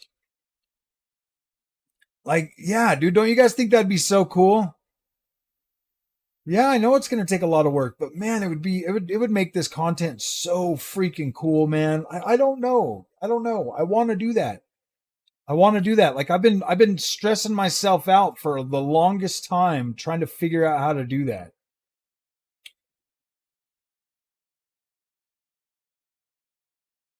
I just think it'd be funny, man. I just think it'd be funny. Like he could talk crap about the woke stuff, or he could be like a political toad or something, like huh, like just kind of like the opposite. Like we'd play like, I don't know, dude. I just have like retarded ideas sometimes. You know what I mean? Without a GPU upgrade. Yeah, I mean, well, I can have Chat GPT do all the programming for me.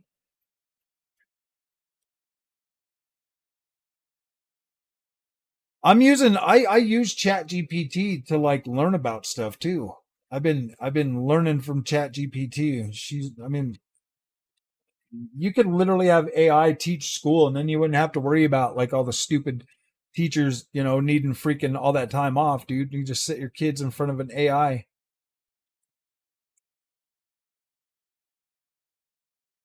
I'd rather have AI teach our kids than some of these broken humans, man. Some of these broken humans are crazy. I don't know, guys. What do you think? Brando, not gonna lie. Well, it is part of my branding, Toxic Toad. They bring out the freaking Toad mode, the Toxic Toad. Yeah, dude, the Toxic Toad, man. He's my dude, man. He's my dude. I better copyright his ass. Yep, that's what I'm talking about. The Y-Files guy. The Y-Files guy. He does it manually.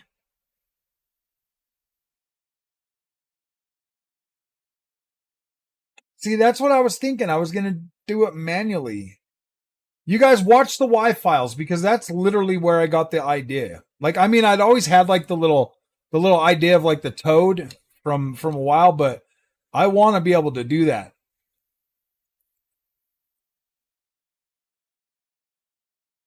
With Peter Griffin voice? Yeah, exactly.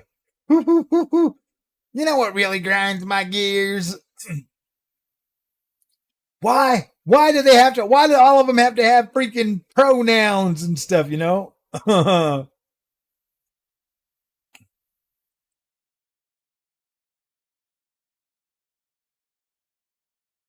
Locally easy with his GPU power.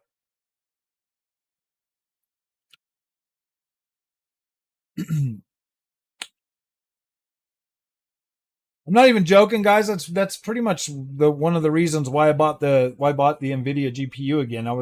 I'm trying to see if I can if I can make something work for his poor people. I know. I don't know, guys. What do you guys think, man? I'm gonna keep him. He looks like the perfect toxic toad. I think he looks beautiful. He's absolutely beautiful.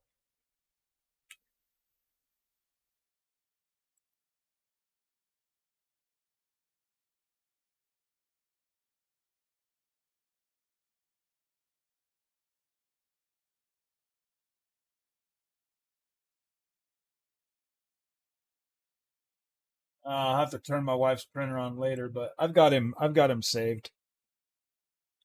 And I can edit this and all kinds of stuff. That's cool.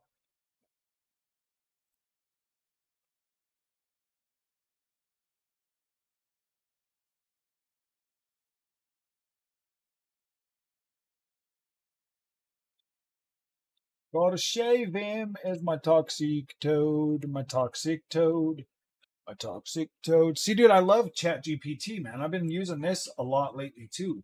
Like ChatGPT is freaking awesome, man. I like the AI stuff. I like the freaking. I think it's gonna help with creativity, man. I just need to like be able to. I just need to be able to have the time to sit down and like really play around with it and figure it out. Quality monitor.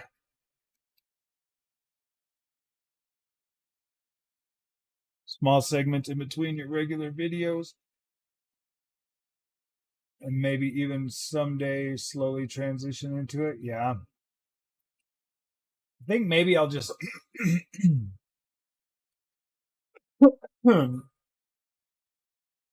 yeah, I don't know. I need to figure out a way to animate them and stuff. You know what I mean? Skeleton eyes with your PC parts for heart and lungs and stuff.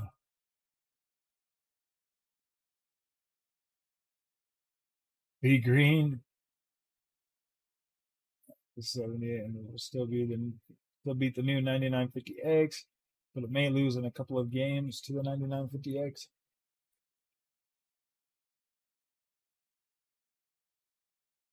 Some work if you willing to hire a programmer. I mean, I'm not like opposed to hiring a programmer, but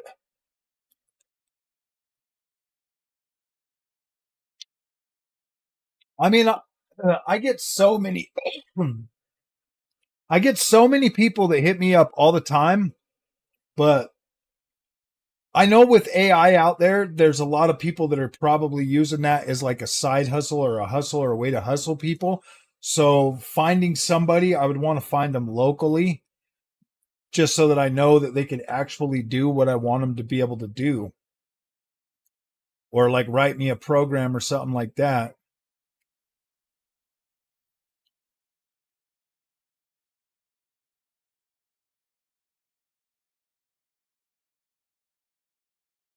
GPT is a server. All you ask is recorded, so you will restrict yours. So I'm green, Geo style. But all right, my friends. Well, I'm gonna go. Oops, wrong one. I'm going to go to get some video gaming time in before I got to go to bed here in a little while. But thank you all for coming and joining me tonight, dude. That was pretty awesome, man. I think we had a pretty good stream tonight. Almost made it to 4 hours. We're at 3.5 hours.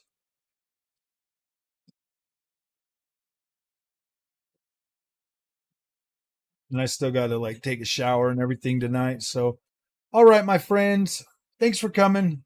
I appreciate it. We'll see you guys in the next one.